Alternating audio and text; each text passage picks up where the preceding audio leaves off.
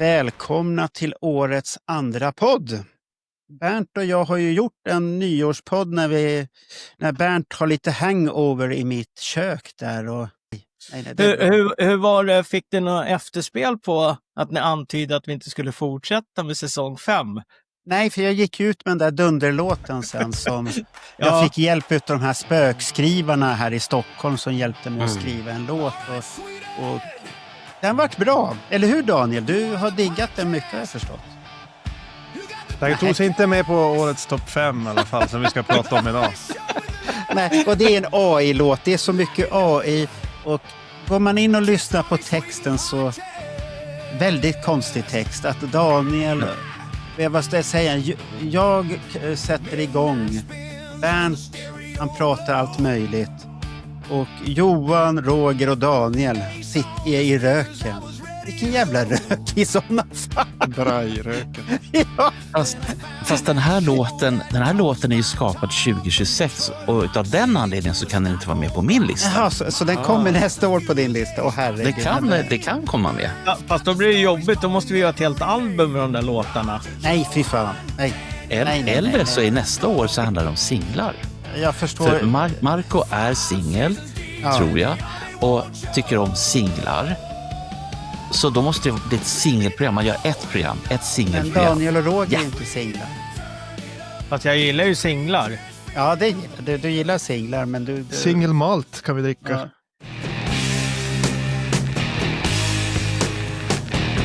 Daniel, vad ska vi göra idag? Det här var din idé. Vad ska vi göra? Nej, då ska vi prata om året som har gått. 2025 har ju precis gått i graven och vi har försökt samla ihop de skivor som vi tyckte var bäst under förra året. Det var svårt. En deltagare sa, jag kan inte vara med, jag lyssnar inte på ny musik ungefär. Och Marco var inne på att han skulle ha en massa specialupplägg på sin lista för att kunna få ihop 5 låtar. Så jag vet egentligen inte var det slutade. Sen hade vi då Bernt som hade lyssnat på hur många skivor som helst och hade den svårigheten att liksom kunna, men det är ett bra missbruk att ha tycker jag. Okay. Och jag tycker inte det var så lätt heller. Så jag fick småfuska lite grann också för att få ihop min topp 5-lista. Och Roger vet inte så mycket om, men jag gissar att Ghost är med. Vad har du fuskat då? Ja, det har ju gått lite under radarn, men någon av de här skivorna släppte i slutet av 2024. Ja, men det är tyckte, 2. Ja, det hade du sett det. Ja, vad bra. 2. De fick smyga in för jag tyckte de var så bra och jag har inte haft möjlighet att få berätta om de här skivorna. Och tanken med det hela är väl att ni där ute som kanske lider av samma svårigheter att hitta ny musik kanske kan få ett tips eller 2 som ni kan lyssna på efter programmet. Fast Daniel, nu blir ju det här väldigt, väldigt fel. När jag satte ihop min lista, dels så fick en tjänst till Last FM köra igenom allting som jag spelat under 2025. Och det visade sig att det som jag hade spelat mest under 2025, det var, hör och häpna, 2 plattor från 2024. Men de fick ju inte vara med för att det var fel år. Men du kan lägga in dem som bubblare. Lägg in dem som bubblare. Jag skrev ju där, det här heter topp 5 album från 2025 eller vad jag upptäckte 2025. Jag hade ju med en skiva från 1965 här, men den har jag petat bort här nu. Jag tyckte det var lite långt bort, men jag upptäckte den först nu. Men det problem jag hade var ju att det var ju många artister som bara hade 1 eller 2 låtar som inte hade släppt album. Exakt. Så var jag tvungen att välja bort dem för att de inte hade släppt en skiva. Ja. Och det var jättefrustrerande. Ja, och det är det nya upplägget band har nu för tiden, att man släpper singel och sen kanske ett album. Så att det tar ett tag innan det kommer. Ja. Jag hade Linnea Henriksson så här, och så tänkte men henne har jag lyssnat mycket på. Hon kanske ska ha med där. Så märkte jag, nej men det är ju bara singlar.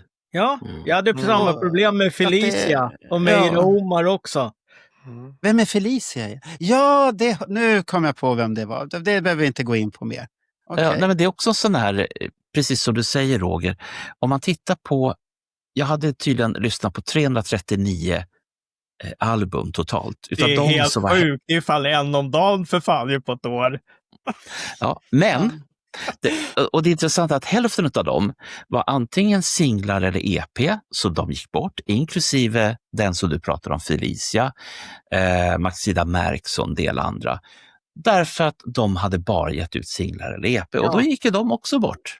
Ja, men jag tycker det är lite intressant att det har inte jag tänkt på så mycket egentligen. Det var först nu när vi ska göra det här att oj, kommer man ens kunna prata om album om 10 år? För att det verkar ju vara den nya marknadsmodellen det här att släppa singlar. Om vi drar igång den här topp 5-listan så börjar man med mitt 5:e album och det jag som blev förvånad över var att den där skivan gillar jag jättemycket, men sen upptäckte jag att den var ju faktiskt släppt i slutet av 2024, men jag smög med den ändå. Åren går ju så fort. Ett annat band som jag tänkte den skivan ska jag ta, den var från 2023. Jag var helt övertygad om att den var från i år, så att det tickar på fort. Men jag valde i alla fall ett band som slog igenom på 90-talet och anledningen till att jag började lyssna på den här skivan var att jag hörde en dokumentär på P4. P4 har ju jättefina musikdokumentärer och den hette Mörkret som framgång och fall. Och den handlade om ett band som har gått igenom stora kriser. Och deras sångare har dött till exempel. Men nu har de gjort en comeback och tagit in en kvinnlig sångare. De har alltid haft manlig sångare då. Och släppte en skiva då i slutet på 24 som blev en jättehit. Och bandet fick en revival och turnerade runt hela jordklotet. Jättebra drag, jättemycket publik. Och det är ett band som heter Linkin Park. Ja, och ni kanske kommer ihåg, Linkin Park hade ju den här jättehitten på 90, eller det var i början på 2000. Vad hette den där? MP3-tidens början. Ja, man kan säga det. Hybrid Theory tror jag skivan hette och de hade några hits där. Men i alla fall, den här skivan, då, varför är den så bra? Ja, för det första så har de ju hittat en sångerska som är liksom en kvinnlig motsvarighet till den här Chester Bennington som han hette som dog. Han tog sitt liv faktiskt. Han, om man lyssnar på den här dokumentären Mörkret som framgång och fall på P4 så får man höra liksom bakgrundsstoryn. Den är jättemörk. Han blev alltså utsatt för sexuella övergrepp när han var liten och kunde aldrig släppa det riktigt. Han brottades med det jämt. Och många av deras hits handlar just om det där maktlösheten och det där. Ja, men den här skivan då, den här nya sångerskan låter som han fast hon är tjej. De har ju speciell sångteknik. Det är någon typ av ångestskrik som de sjunger i. Och sen har du rap och så har du något mittemellan där. Så det är en väldig variation. Sen har du ju en annan kille som rappar till då och sjunger lite grann. Så att det är ju lite det där. Och jag är lite svag för det. Jag gillar en del sån där rap metal som Clawfinger och lite sådana där grejer genom åren. Så att, ja. Men hans rap är väl lite mer berättande ändå? Den är ju inte så att den ska... Nej.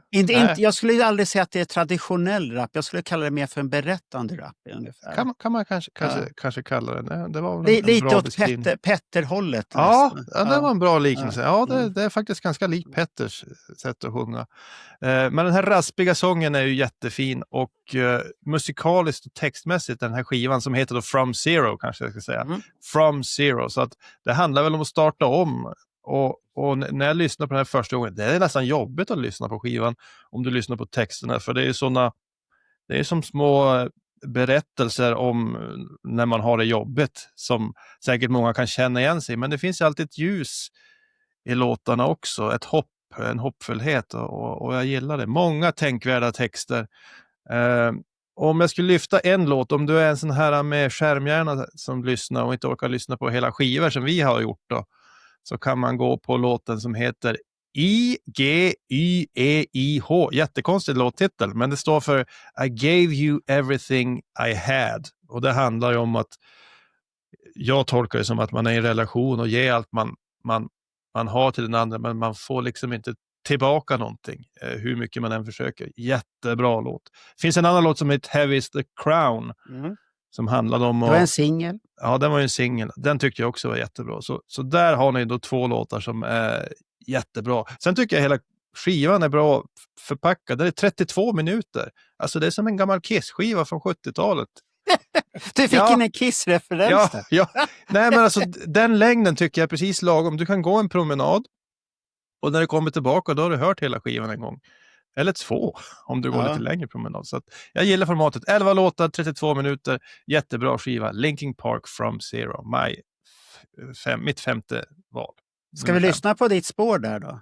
Det här IGYE. Vad Vi lyssnar lite så att Bernt vet nog inte vilka det här är. Så att han ser lika frågande ut som när vi träffade Hellbutcher här. Det är så lika frågande ut då också. Så att, ska vi köra den här då? Jag får höra. Ja, nu trycker jag. So the question. Här hör ni ju hennes skriksång. Man vet inte om det är tjej eller kille nästan. Och så det här tunga riffet i bakgrunden. Yes.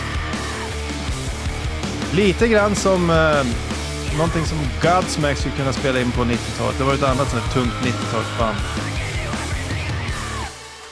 Och så gillar jag när de börjar med refrängen. Det gjorde ju Beatles också många gånger. Direkt så att du fattar vad du ska sjunga med.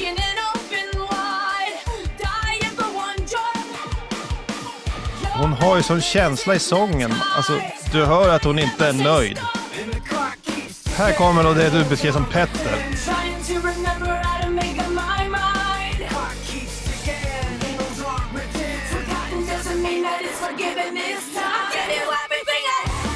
Och här hör du att hon kan sjunga på riktigt också.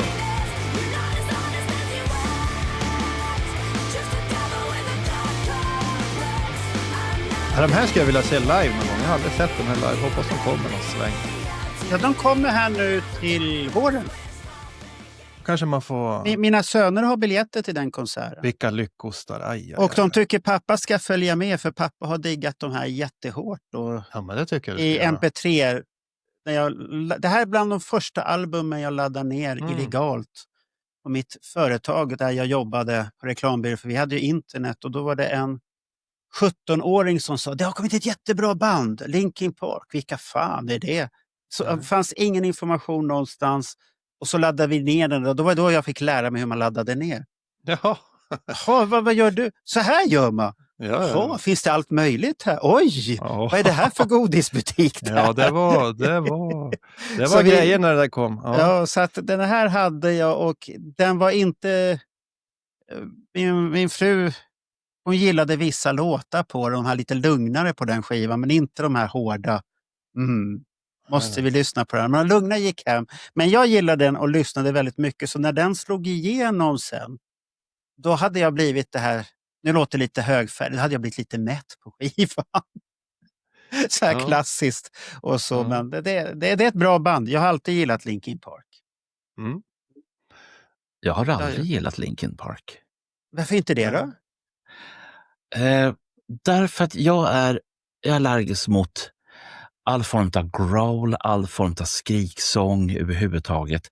Men någonting som är väldigt viktigt i det här, det var Daniels presentation utav den här låten. För jag var nyfiken. Och så tänkte jag att jag kanske ska ge Linkin Park en chans till.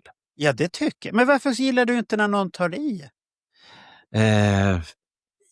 Jag kan säga så här, utav närmare, jag tror 50 eller 60 av de plattorna som jag valde bort ur min topplista, så var det väldigt mycket growl. Och det är tydligen en otroligt populär genre att göra musik inom, för att det finns hur mycket plattor som helst med growl. Om man tittar på dem som ges ut varje vecka. Och det är ju enkelt för mig då som inte tycker om growl att bara välja bort. Då blir det mindre skivor att fokusera på och mindre antal skivor som man kan lägga mera tid på och älska dem mer. Men du har aldrig lyssnat på dödsmetall och sånt där någonsin? Aldrig varit nyfiken ens en gång? Jag har aldrig varit nyfiken på det, men jag har ju lyssnat på det därför att jag måste ju veta, vad är det här för skiva? Många gånger så är det nu precis som när man var liten, att man kunde, när man går in, då när man gick in i en skivaffär och tittade och så höll man upp ett omslag, så tänkte man, aha, det här är för mig. Eller, nej, Sävsjös bästa dansbandslåtar, volym 14. Nej, men det är nog inget för mig i alla fall. Därför att det är väldigt tydligt på omslagen. Ja. Och det är samma sak idag. Det är ju svårare det att läsa loggorna, desto mera growl är det på låtarna. Ja, det är väl den enda nackdelen med dödsmetall, att man kan fan inte veta vad bandet heter. Nej, Nej. men jag Man håller måste med alltid Bernt lite fråga grann. någon annan. Ja, jag har också svårt för growl, alltså när det blir för mycket. Men jag tycker Linkin Park är lite mittemellan. De har inte det här... Men det här är ju inte growl. Nej, utan det är, jag vill kalla det typ skrik. Det finns någon Ja. term som det kallas, det här sättet som man sjöng på Chester Bennington. Jag kommer inte ihåg vad det kallas, men det är inte riktigt growl, utan Nej. det är liksom lite mittemellan. Primalskrik. Ja, Kan man det kanske man kan kalla det. Ja. Ja, panikskrik och sånt här. Men då tackar vi för den Ja, albumet. Roger har inte sagt ett ljud. Ja, Roger, vad vill Roger säga? Vad tyckte han då? Nej, jag håller faktiskt med Bernt. Alltså, jag är inte heller förtjust i den här typen av musik överhuvudtaget. Jag lägger hellre min tid på att lyssna på sånt jag gillar istället än att lyssna på det här. Jag får ju nästan panik av det här. Alltså. Får du panik utav det här? Ja, jag får ju bli stressad alltså. Ja, det skapar en känsla i alla fall. Det här blir man väl inte stressad av? Jo, det här men är ju jag blir det. avstressande. Det är inte ett dugg. Jag får så här, typ som det känns att åka tunnelbana i Stockholm ungefär. Alla springer som dårar. Det här är typiskt tunnelbanemusik. Ja, okay. Ska man lyssna på den här musiken när man åker tunnelbana för att förstärka intrycket? Eller? När man står på perrongen och tittar på andra medhandlar. Ja. Jaha, okej. Nej, men jag tycker också att texterna det kan man ju rikta in mot personer i sin omgivning lite grann. Den Men där som du... får jag bara fråga då, vad är det hårdaste du har lyssnat på, Roger? Vad du kallar för hård musik? Jag vet inte. Jag har ju varit i den här heavy metal-snurren med Judas Priest, Demon, Krokus, alla de här. Det är väl det hårdaste jag har kommit till, tror jag. Ja, Krokus kan vi ta bort därifrån. Judas Priest kan jag förstå. Det är ju hårt. Det är ju heavy metal. Demon. Kommer du ihåg Nej, Demon? Demon är ju inte det. Nej, det är ju fjösrock, fan. Det är, usch. Nej. Judas Priest, vi stannar på Judas Priest så är du på rätt sida i alla fall. Det är ju heavy metal i alla fall. Men då kanske du är den här typiska, ska ha en bra sångare med melodi. Ja. Och sen kan det vara hårt. Ja, det Men spelar ingen roll, men just det här... Gillar du låten Painkiller med Judas Priest då? Alltså jag gillar de här Breaking the Law, de här. Det är mina Jaha, favoriter. det ska vara de här mer med melodi. Och Painkiller som är så jäkla bra. Alltså. Hela den skivan är ju jättebra. Painkiller från 90. Den är ju så bara introt på Painkiller, då går man ju igång. Hela kroppen bara, vad är det för något som händer? Wasp också. Det är också, Wasp funkar ju också. Ja, men det är ju så melodiskt. Det är ju snällt, det är bara lite texter. Att han ska, Fina det är grejer. Kärlekstexter som Kiss ungefär. Ja, men där går min gräns. Ja. Ja, det har vi förstått. Alltså jag har full förståelse för att folk lyssnar på den här typen av musik. Det är inte så att jag gör ner det, men jag måste ju ändå liksom tala om min känsla för det. Ja, men det är det som är så fint. Vi representerar ju olika typer av musik och vi får höra alla. Även de som lyssnar så kommer det att finnas en del som gillar en del som inte alls tycker om det. Jo, men så är det. Det är lite poängen med det. Det är intressant att veta vad folk tycker är hårt. Det skulle vara jävligt tråkigt om alla tyckte samma skiva var bra. Alla lyssnar på en skiva. Vi har alla valt samma 5 skivor. Ja, det vore konstigt. Men det är som Roger skulle bli förvånad i mina spellista att jag kan gilla, vad heter han, Mike Mission eller vad han heter. Mick och Mission. Ja, Mick och Mission kan jag gilla. Och samtidigt så kan jag gilla någonting som är extremt hårt där du skulle svimma och säga, vad fan gör den här på listan? Ja, men vad gör din humpa i den där listan? Alltså, ja, men det är också det är en häftig melodi. Rumpa mot rumpa, pumpa, pumpa. Ja. Bara det är som bra textrad. Det där låter som finska skivbolaget Love Records. Ja, nu hoppar vi vidare, Bernt. Nu är det du som ska presentera din femma. Min femma. Ja. Okej.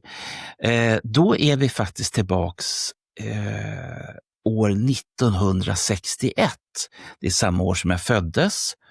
Och då så var det så att då träffades... Nej, de träffades inte. De har alltid träffat varandra. Nämligen en snubbe som heter Chuck och en som heter John. De bildade ett band som heter The Trade Winds. Och sen så skaffade de sig ytterligare en medlem. Och så kom de på att de kan inte vara en duo. Hur många duos finns det egentligen? Så att nu var de 3. Och för säkerhets skull så bytte de namn till Then There Were 4. Det är ganska bra om man är 3. Men det var inte för 1972 som det här bandet, vad ska jag säga, väckte uppmärksamhet på riktigt. De är från Chicago Och de hade en platta som heter The Serpent is Rising 73.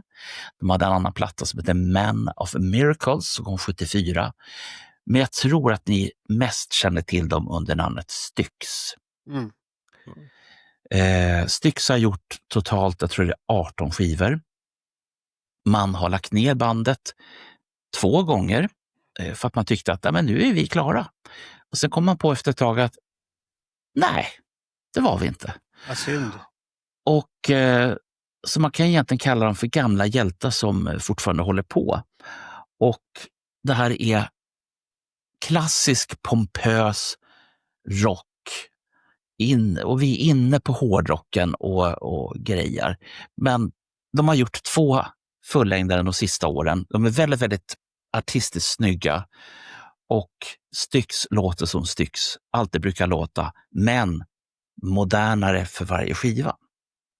Så att det här är en platta som kom mitt under industrisemestern som heter Circling from Above. Och eftersom de albumen som jag har valt så är det album som är viktigt, inte enskilda låtar, vilket ni kommer att märka. Så att jag säger helt enkelt till Marco, starta karusellen. Då spelar jag bara den första låten i sådana fall. Där då. Mm-hmm. Jag kom på att det där var ju dåligt för det var ett intro till skivan märkte jag här nu. För det var bara 1:49 så vi tar Build and Destroy istället här. Nu trycker vi på den. Så.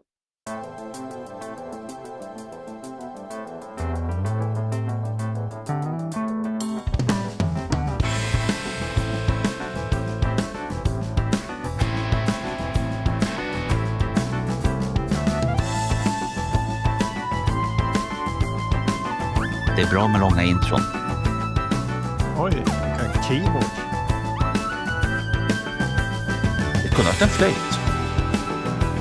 Ja. I once had this dream to build a machine so fast it breaks through the sky. Nothing would stop this incredible mass. Something that's never been tried. These calculations, great expectations.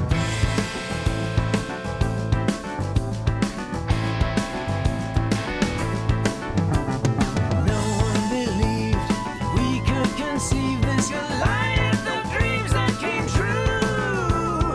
Now here we Men det där är ju väldigt are typiskt. with the stars. Jaha. Ja, det här är... Skulle jag se de här skivorna ligga på ett bord och Ja. man får bara höra en låt på varje så ska jag kunna placera den med 100% träffsäkerhet på dig.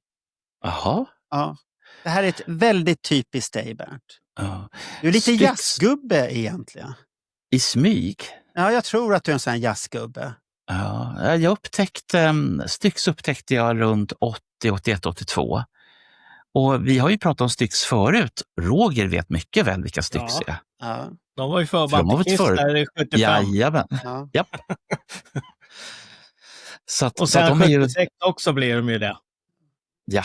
Så att då har vi ytterligare en intressant kisskoppling. Så att, och det kommer att komma fler kisskopplingar på min lista i alla fall. Kanske på era listor med. Men det här är ju ingenting för mig. Jag skulle kunna lyssna på den här skivan en gång och sen lägger jag lite snett fint undan den så här i arkivet. Men du kan få titta på omslaget och säga men det här är konst. Alltså, det här är fin konst. Den är ju inte säljande. En gammal sån här rymdradiomast. Och sen fågel som... Nej, det är inte säljande. Jag tänkte på introt här. Jag fick någon känsla om något annat band. Var det inte typ så här Hotel California-stuk i början på den? Fast de hade inte syntar. Så mycket hade de inte rökt på här nu. Nej. Det här är typiskt. De har ju varit trogna sitt sound stort sett hela livet tycker jag. Hela deras karriär. Mm. Så att det är ju inte så att de har, som du Bernt hypade upp, att de hade förnyat sig.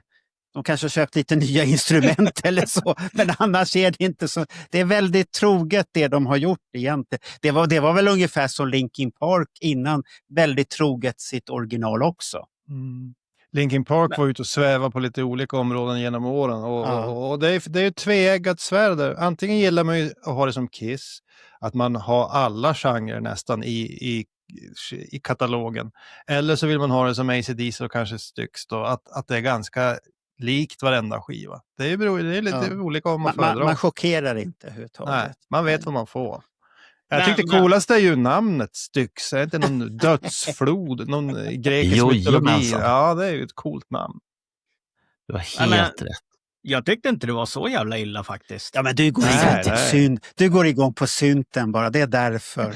Det är de här jävla små trudelutterna som fastnar alltså. Det var ju som jag sa i ett annat avsnitt. Vi musiker lyssnar på ett annorlunda sätt än de som inte spelar musik eller spelar instrument gör. Jaha, Man hör... vad du var högtravande här nu. Ja, det sa du förra gången också. Ja, Men det högtravande. som är intressant är att du säger att de låter likadant fast de har förnyat instrumenten. Ja. För jag har ju ett val sen i min lista där vi backar med instrumenten istället. Aha, okej, ja. Ska vi lämna den här skivan här, hädan, och få Bernt få ha den och gosa med? Är det något ni kommer skaffa och lyssna på Styx? Ja, jag kommer nog lyssna igenom de här plattorna. Jag tror att jag tar en låt från Allas val i alla fall i eftermiddag och hör vad det är för någonting. Sen får man se om man fastnar. Ja. Men då hoppar vi till Roger då. Är det min tur nu? Ja, det är din tur. Ja. Ja. Och jag kommer ju bryta genre helt här nu. Ja, vad förvånade vi blir här. Nej, okej. Det här är ju en artist som kom 2008 och slog igenom med buller och bång. Ja. Med en låt som heter Pokerface. Ja. Okej. Lady Gaga. Och jag har ju följt henne hela vägen från det här kom då fram tills nu. Och jag gillar ju alla den här tidiga Lady Gaga. Hon var lite mer, vad ska jag säga? Det var industriell musik om man säger så. Det var lite punch i grejerna. Sen så la sig alla de här house-gudarna och DJ-gudarna in i deras. Och då var det lite förstört egentligen. Men det var fortfarande bra musik som jag lyssnade på.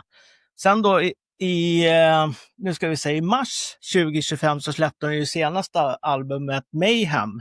Ja. Och då är man ju tillbaks igen på det här som var 2008 lite grann åt det hållet. Det här lite mer punchiga liksom. Ja, det finns många bra låtar på den skivan faktiskt.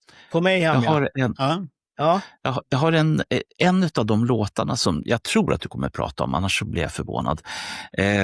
För det som jag tänker på är en titel som definitivt har med Roger att göra. Och Ja, det är den jag har valt också. Ja, så Abracadabra-låten. Ja, hon hade ju den här Disease innan ju, men jag gillar Abracadabra bättre. Hon har så många olika det är lite Kiss över det här. Det är teatraliska på något sätt. Hon byter skepnad hela tiden. Även under konserterna så byter hon ju skepnader. Och det tilltalar mig det här på något sätt.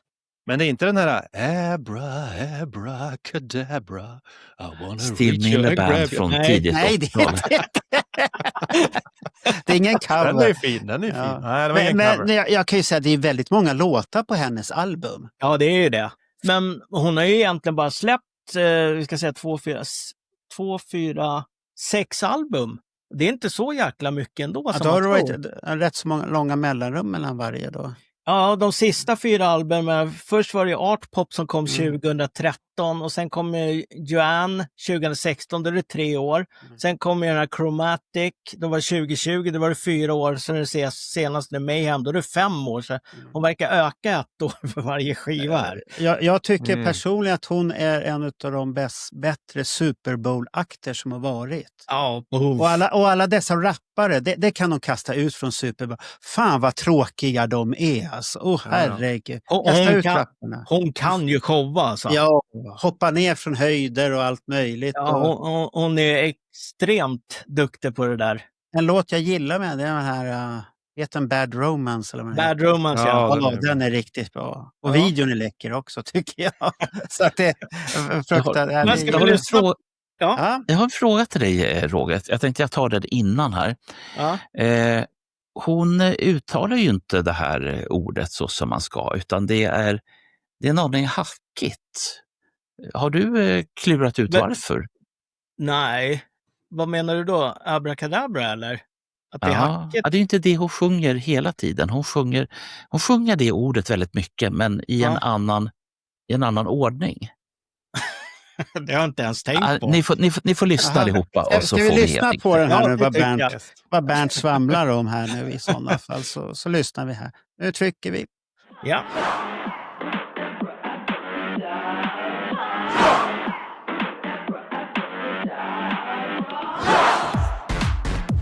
Fan, jag märker det är lite trättmusik på det här också. Ja. Ja. Det är industriellt låter det ju.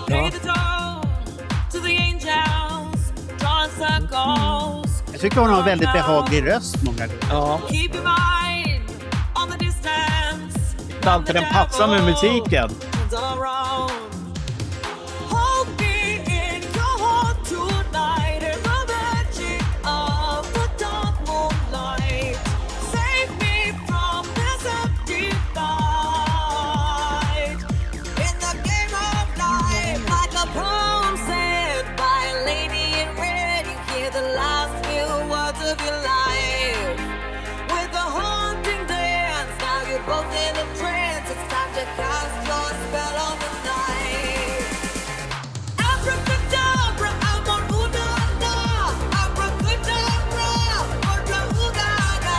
Sjunger hon om Buddha? Vad är det du tycker hon sjunger konstigt? Ja, hon sjunger Abracadabra, Buddha, Bada någonting. Nej, men det var inte... Nu kommer det. Så det här? Det är samplat. Det är därför. Hon sjunger om sin bror. Ja. Ja, det var långsökt. Men det, jag såg när hon var här i Stockholm, jag var inte där själv, men det kom massvis med läckra videos här upp från hennes show där. Ja. Och så var det en låt jag fastnade för. Det var den här sista låten, How Bad Do You Want Me? Ja. Och den hade inte jag hört överhuvudtaget, den låten innan. Och så tittade jag på video, för då är hon under scen. Och sminkar av sig och tar bort alltihop och sånt här.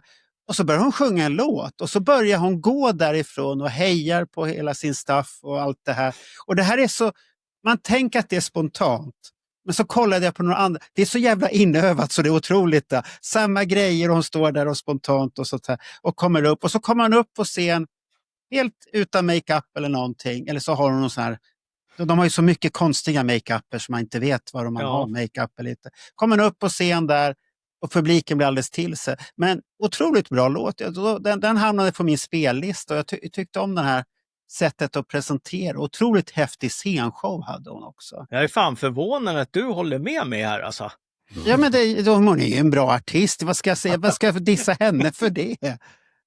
Jag säger bara så här, hade jag tagit upp det här, du hade dissat det totalt. Nej, så det hade jag inte gjort. För fotknölarna. jag har alltid gillat Lady Gaga. Och som jag sa, bästa Super Bowl-akten någonsin. Ja, absolut. Ja, jämfört med de här, bort Vad säger med rapparna. Daniel då?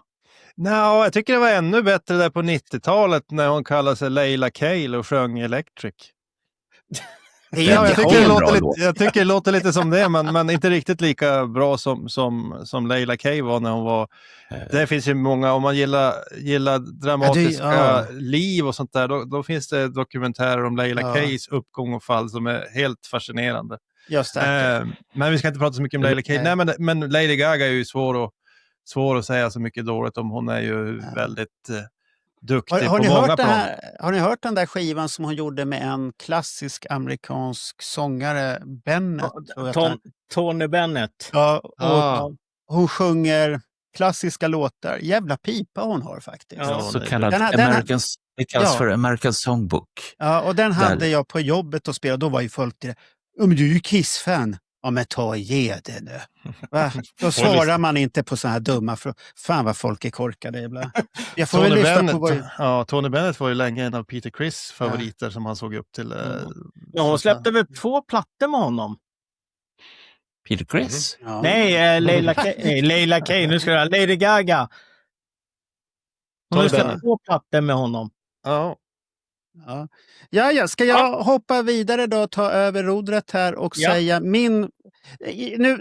Du presenterade det där väldigt bra att jag har haft svårt att plocka ihop. Och jag har märkt att jag har blivit en singelgubbe.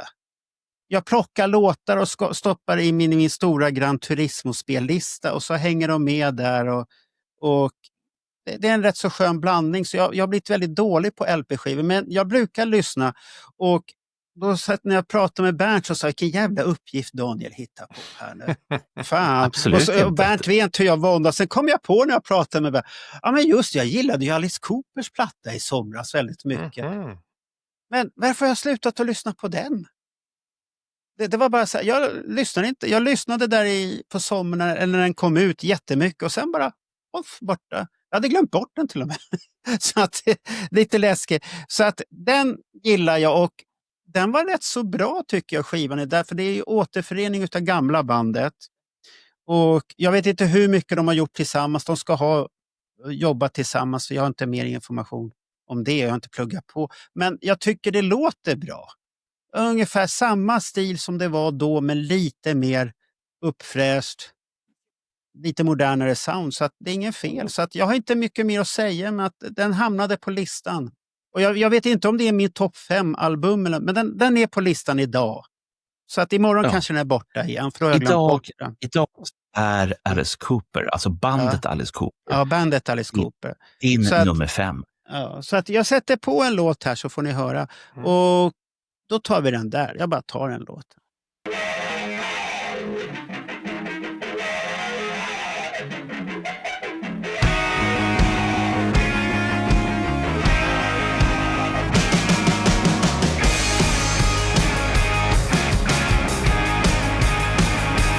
Yeah, I got a little gal down in Kalamazoo.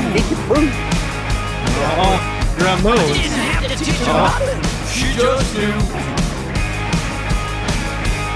We were gonna get married in the month Den of låter ju June. exakt likadan som man alltid har låtit röstmässigt. But she changed her calibration, changed her tune. Det är väl Bob Ezrin som har producerat den här skivan? Nästan allt är Bob Ezrin. Ja.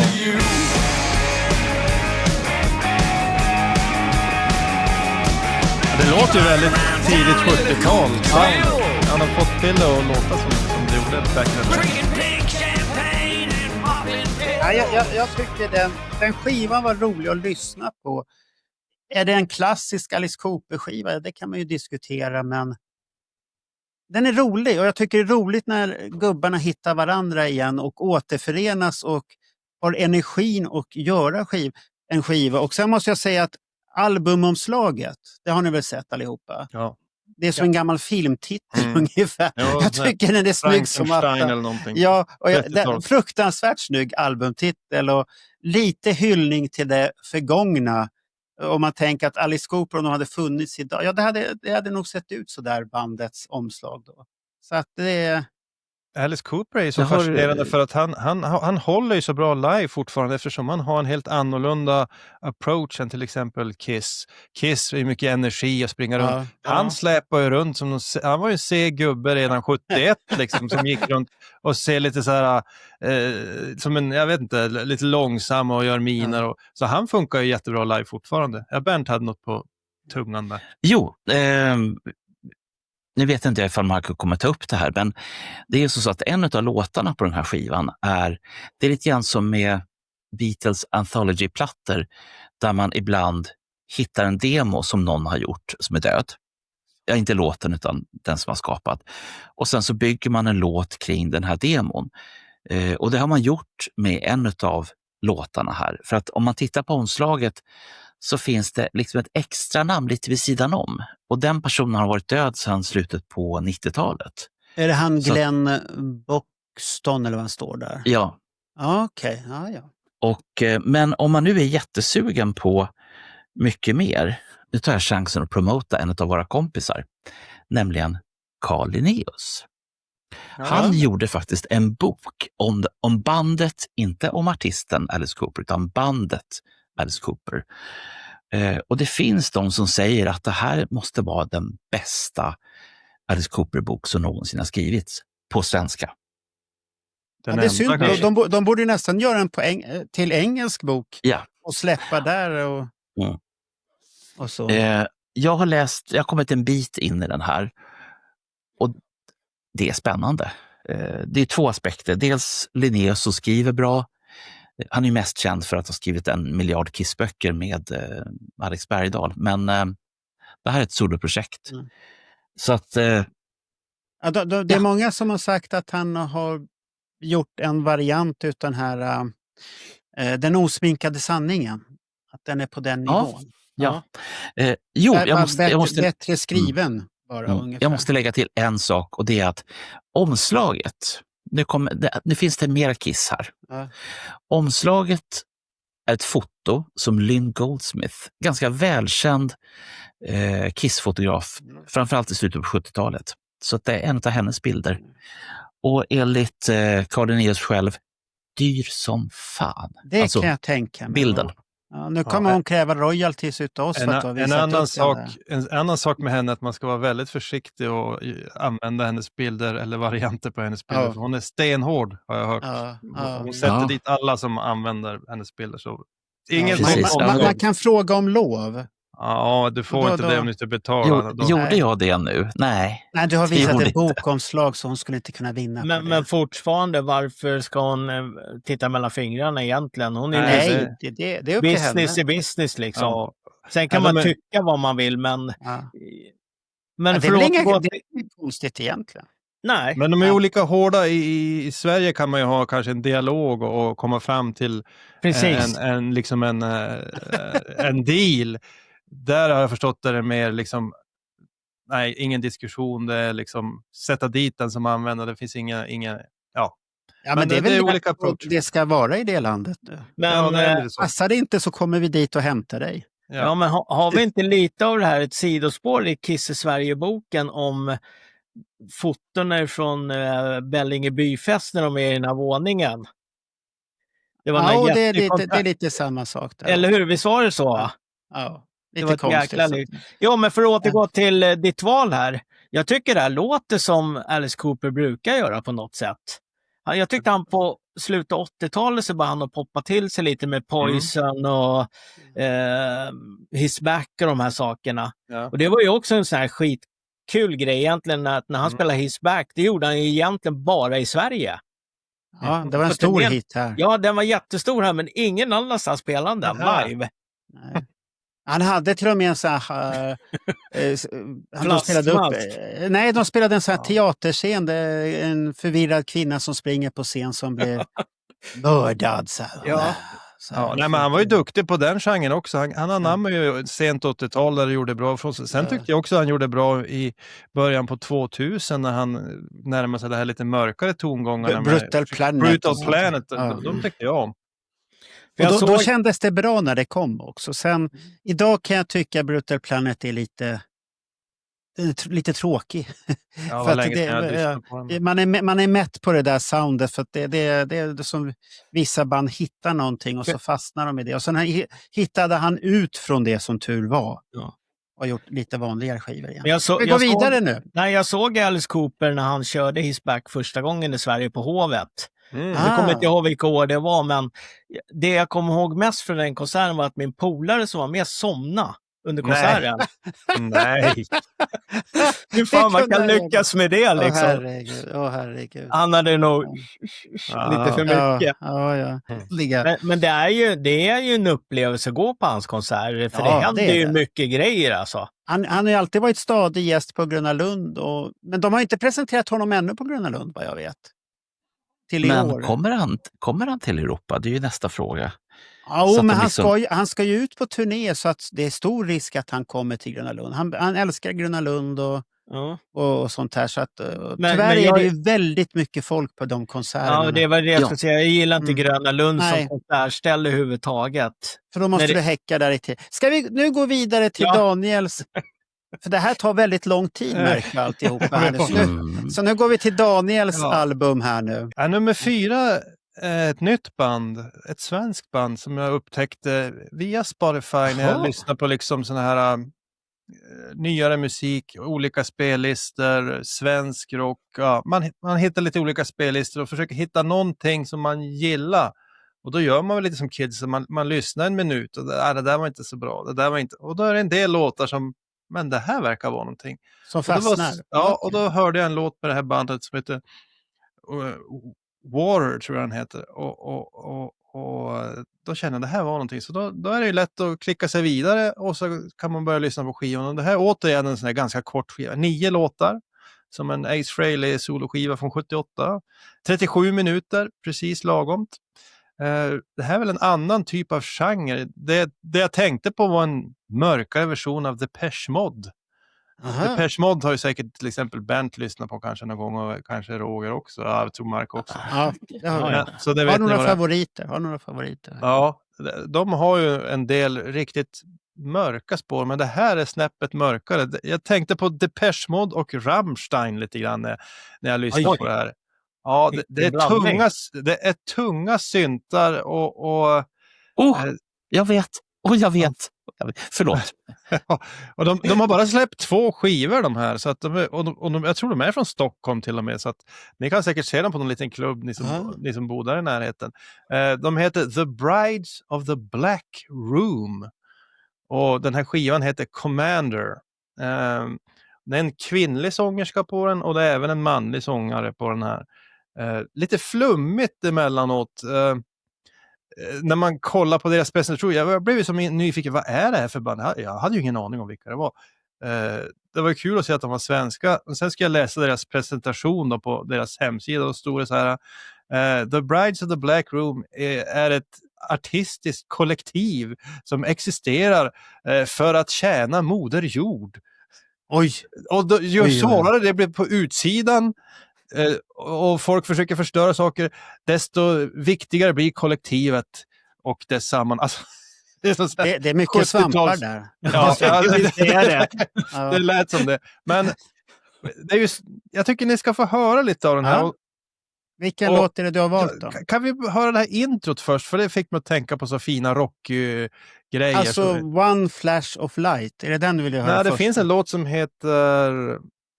Eller vi kan ta så här. Vi tar Water som jag gillar. Okej, vi kör tar den. Water. Ja. Ja. Då trycker jag på den nu.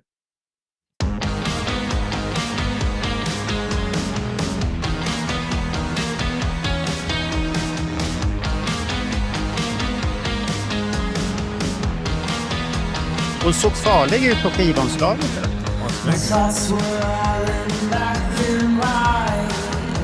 Sån här haunting voice. Jag vet inte vad man ska säga. Liksom spöklik. Sexig röst. Ja.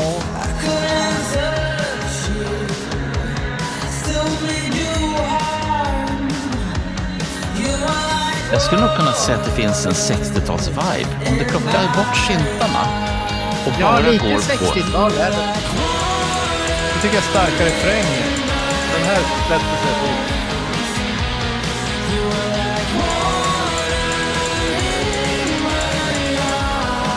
Bra sång. Killar är duktiga också. Sina låtar. Det lät intressant. Ja, det gjorde det faktiskt. Ja, det förstår jag att du gick igång på då. Det var en jäkligt intressant basgång på den här. Mm. Ja. Du går igång på såna här små grejer. Du är Ja, sån men här det är det jag kryddman. säger. Jag Du är den där säger ju det. kryddmannen. Det ska alltid kryddas. Den där persiljan längst bak där, den gillar jag. Så, Det är sånt jag lyssnar efter i musiken. ja. Ja, men det där var intressant. Var det ett Stockholmsband det där? Jag har för mig det. Jag är lite osäker. Rise of the men Black Room. jag kan googla lite snabbt där får vi se. Hon ser ju rätt så trevlig ut också, farlig. Jaha, då kom det in också. Ja, men det är ju viktigt att man ser behaglig ut när man ska gå på en konsert, när man har något att titta Jag tittar på. faktiskt någon live-klipp på dem. De verkar jävligt spännande live också. Ja. Jag kan fråga min son Andreas, han har koll på alla dessa konstiga band. Och... Jag gick ju och såg Sabrina 89 på Grönan bara för musikens skull. Ja, det förstår vi. Ja, riktigt, ja. ungefär lika mycket som alla köpte FIB Aktuellt och Lektyr på 70-talet för artiklarnas skull. Det var väldigt bra kriminaljournalistik där. Det ska inte vara elak här. Nej, de här ska jag lyssna Ja, lite. det var intressant. Ja. Jag bara varit förvånad när jag såg den här albumet. Jag tänkte, vad fan är det här för? Och så tänkte jag, nej, jag ska inte lyssna på något album som jag inte har hört. För jag vill bli överraskad, tänkte jag. Så att det här var intressant. Jag har några band som är åt det här hållet i min spellista som jag har upptäckt det här året som har släppt album. Och jag är inne lite i den här konstiga, jag brukar kalla det för åka bilmusik. Vad tänker Du kan på ha på det här. Det är så här musik som är precis lagom, vyerna åker förbi och du har den här stämningen i musiken och så kommer någon häftig refräng som man kan sjunga till. Fast jag ska ju inte helst sjunga, men man kan sjunga till och tralla till i alla fall. Okej. Så att det är lite åt det hållet. Jag har själv lite sån här bilmusik i min lista också. Får jag fråga, gillar du Cologne 5? Vem frågar det? Ja, Marco. Ja, det vet inte. Det är vad ett svensk band också. Jaha, okej. Är det liknande som det här då? Nej, inte riktigt. Men det finns ett gäng såna band som har den här typen av musik faktiskt. Men Roger, du som gillar Ghost, de här har ju lite en sån, vad ska man säga, de har en framtoning som påminner lite om Ghost. Jag kollar lite snabbt på internet här och då har de gjort en intervju med det hemlighetsfulla konstnärskollektivet The Brides of the Black Room. Och så står det, för första gången någonsin uttalar sig kulten så här öppet om olika ämnen. Så det finns det där lite mörka, hemlighetsfulla som var vanligt med tidiga Ghost. Ja, men det är bra. Så mer sånt som överraskar. För att det är alltid roligt med band som överraskar om man upptäcker på någon förband på någon konsert. Så här, shit, vad är det här för någonting? Och så är det bra. Ja, och det där att kunna hitta en hel skiva som man gillar är ju svårt. Nu gillar jag merparten på den här skivan. För ofta är det du hör den här låten och så går du och lyssnar och så, jag lägger till den där listan som du säger på min spellista och sen ger man ingen fler chans. Men jag tycker hela den här skivan håller bra. 37 minuter. Ja, men det var inte långt heller. Då går vi till Bernt då. Kisskopplingar var det, ja. Här finns det kisskopplingar. Plenty. Och det är ju så att det är inte bara Kiss som har varit hemliga. Det finns ett band som fortfarande är hemliga som heter The Residents. Och The Residents brukar gå upp på scen med en hög hatt och sen så har de en otrolig ögonglob. Det är så som de presenterar sig. Men det är inte Residents vi ska prata om. Vi ska prata om ett annat band där man inte vet vilka som är med. Eller ja, kanske vet man idag. Är det ett AI-band eller? Man skulle kunna tro det. Därför att det är på det här viset att bandet bildades 2006. Ingen visste vilka de var då. Vilket land kom de ifrån? Ingen visste. Var det små tigrar som hade tagit hand om dem som små bebisar? Ingen visste. Men sen så började jag höra talas om det här bandet. Och då hade de blivit riktigt, riktigt stora. Riktigt stora. Så att alla pratade om dem, utom jag. För jag visste ingenting om de här överhuvudtaget. Sen visade det sig att det var ett stort Kiss-fan som låg bakom det här bandet. Jaha. Och bandet skapades i Linköping. Och går man på konsert idag så får man absolut inte ta med sig någon kamera eller någon ljudinspelning eller något sånt. Det här har vi sett på. Det här har vi sett på biljetterna i alla år. Men det här bandet och Bob Dylan är de enda som verkligen stenhårt säger att nej, du ska vara här i nuet, i ögonblicket. Du ska bara njuta av det som finns här och nu. Och kommer de på det med telefon så blir du utkastad. Okay. Nu har inte jag sagt vad det här är.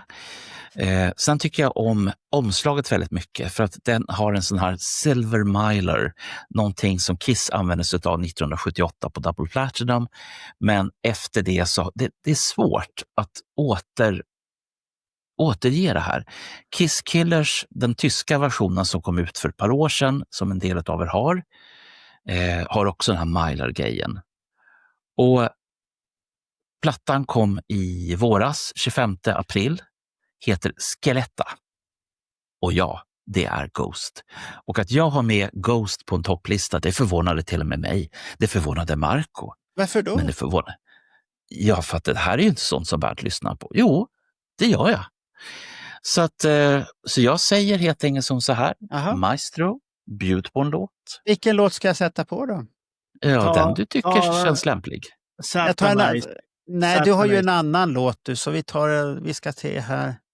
Vi tar Umbra. den här. Umbra. Vi tar den här. Någon låt som du inte har lyssnat på. Vi måste ha med Kiss-känslan här. Det här blir bra. Vi tar den här.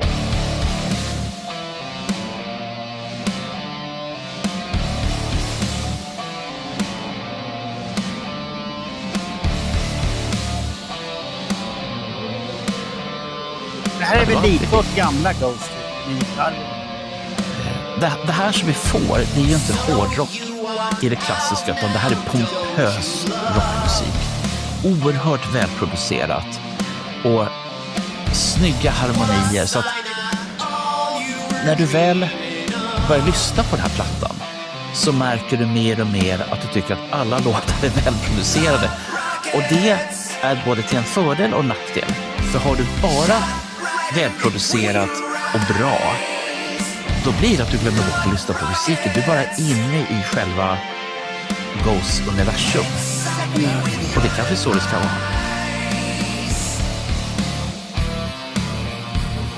Nu har vi hört Ghost. Men det du säger att det är välproducerat. För mig blir det här den är en bra skiva. Jag dissar inte det på det sättet, men jag tycker att den har blivit lite välpolerat. Att den Det här, är kanske det jag letar efter också. det här riktigt läskiga, fast de hade Dans Macabre och allt det här som en poppig hit, så fanns det i alla fall någonting lite farligt i det hela. Jag tycker det farliga försvann på den här skivan och det har kommit in sådana som har skrivit, så det är bra, men det är någonting som får mig att bli att det här blir ett band i mängden och väldigt inriktat på den amerikanska marknaden, tycker jag. Den har tappat en själ, den har tappat Linköping, om vi säger så. Roger, ja. Jag kan ju säga att jag har ju med den här på min lista också. Ja, det vet jag. Upp. Det är en kille som heter Gene Walker som har producerat den här plattan. Det är alltså Tobias Forges alias. Så det är Jaha, är han Tobias själv själv, ja, ihop med Salem Al-Fakir och Vincent Pontare. Det är de som har producerat. Och alla gitarrer är ju Fredrik Åkerman eller Åkesson. Jaha, okej. Det är nog Åkerman. Åkesson är en annan snubbe. Ja, men så spelar alla gitarrer, så att jag tycker, alltså den här plattan, det finns inte en dålig spår på den här plattan. Inte ett enda. Men om du jämför det med de andra skivorna, Alltså, Hammer och allt det här. Square Hammer är också klockren alltså. Ja. Men jag saknar något, jag saknar mörker. Du är inne i Kiss-epoken, Dynasty och Mask-tiden nu, eller hur? Ja, för mig blir det här att följer med hans spår så har han varit hård och läskig i läder. Ja, så 74, 75 på Kiss. Och sen kom det 76, Dans Macabre. Och nu har vi kommit in i här Dynasty. Jag måste säga att scenshowen han har haft, den är jättesnygg på den här turnén. Med det här sigillet han har uppe på ljusriggen som lyser ner. Vem producerar den då? Det vet jag inte. Tobias Forge. Ja, men han är nog Kiss-inspirerad, så jag skulle vilja fråga honom den frågan. Vilken Kiss-ära är du i nu för tillfälle? Ja. Så skulle vi... Ja, det är nog Dynasty. Jag har ingen laser i ögat. Det skulle nog fan inte vara omöjligt att få med Tobias i podden. Nej, för att han är fascinerande när han är i intervjuer och svarar på frågor, tycker jag. Så att han har väldigt smart... Han är ingen dum jäkel, det kan man inte säga. Väldigt smart i sina svar och allt det här. Plus att skulle han vara med här så skulle han säkert få frågan han aldrig har fått någonsin och sin karriär någonsin. Ja, men det här är ju en liten du kan inte prata för Marco, men för mig så är det en våt fantasi att få med honom där. För Ja, då att jag får inte vet- du vara med. Då får inte du vara med i den podden, hör jag. För du Jag får ska ju vara med hybris. garanterat. Du får inte vara med i den podden, Bernt. Då. För att du klarar Det inte av... får jag. När det kommer så här stora stjärnor, då blir du konstig. Jag tyckte det är så fascinerande med Ghost att han lyckades så otroligt bra med det han förutsatte sig att göra. Så han var ju snabbt på, jag ska bli stor i Amerika. Det var liksom det han siktade in sig på. Byggde upp den här myten om sig själv och bandet och de här korparna som spelar. Och egentligen var det ju han bakom allting. Fascinerande att han lyckas dra det så långt. Och nu etta på Billboard tror jag han var med någon skiva. Ja. Det var den senaste. Det har ju inte hänt på ett bra tag med en svensk artist. Så att det är ju jättefascinerande. Och i den genren också lyckas bli så framgångsrik. Så jag är så fascinerad av det han har gjort. Men är det inte lite som om vi skulle jämföra med ett annat band som satsade på den här karriären på 80-talet? Vilket band tänker jag på då? Så 80-talet var det band som satsade stenhårt på USA och vart ikoner i USA. Judas Priest. Judas Priest, okej. Samma sak där, mörkt. Och hur såg de ut 88 på scen? Långa capes, Kiki Towning med tuperat hår, Glenn Tipton med lång... Och Rob Halford till och med. Fy fan. Men det var en bra liveshow i alla fall, det kan jag säga. Folge har djupa Kiss-influenser. Och jag är helt övertygad om att om vi får låna honom en stund utav hans liv så kommer vi att få ur otroligt mycket Kiss. Ja, men du får inte vara med på det. Bandet. Jag tror att hans första Kiss-platta var Love Gun. Ja, det kan det vara. Jag vet att han har köpt mycket skivor utan en vän till oss. Jag brukar titta ganska mycket på såna här reaktionsvideos från Ghost. Ja. Och många som aldrig har hört talas om Ghost eller någonting, när de lyssnar första gången så är de helt rökta. Ja, men tänk dig själv, om du tittar på en sån video. Det finns ju en show och det finns en musik som passar ihop. De passar ihop så här. Ja, men även om de bara inte tittar på en video och bara lyssnar på musiken så är de hooked direkt, alltså allihopa. Ja, för det är ju bra melodier i det hela. Och Sam Al-Fakir som han har med och Pontare, de är ju jätteduktiga låtskrivare båda två. Ja. De har ett eget band som de gör mycket bra låtar i.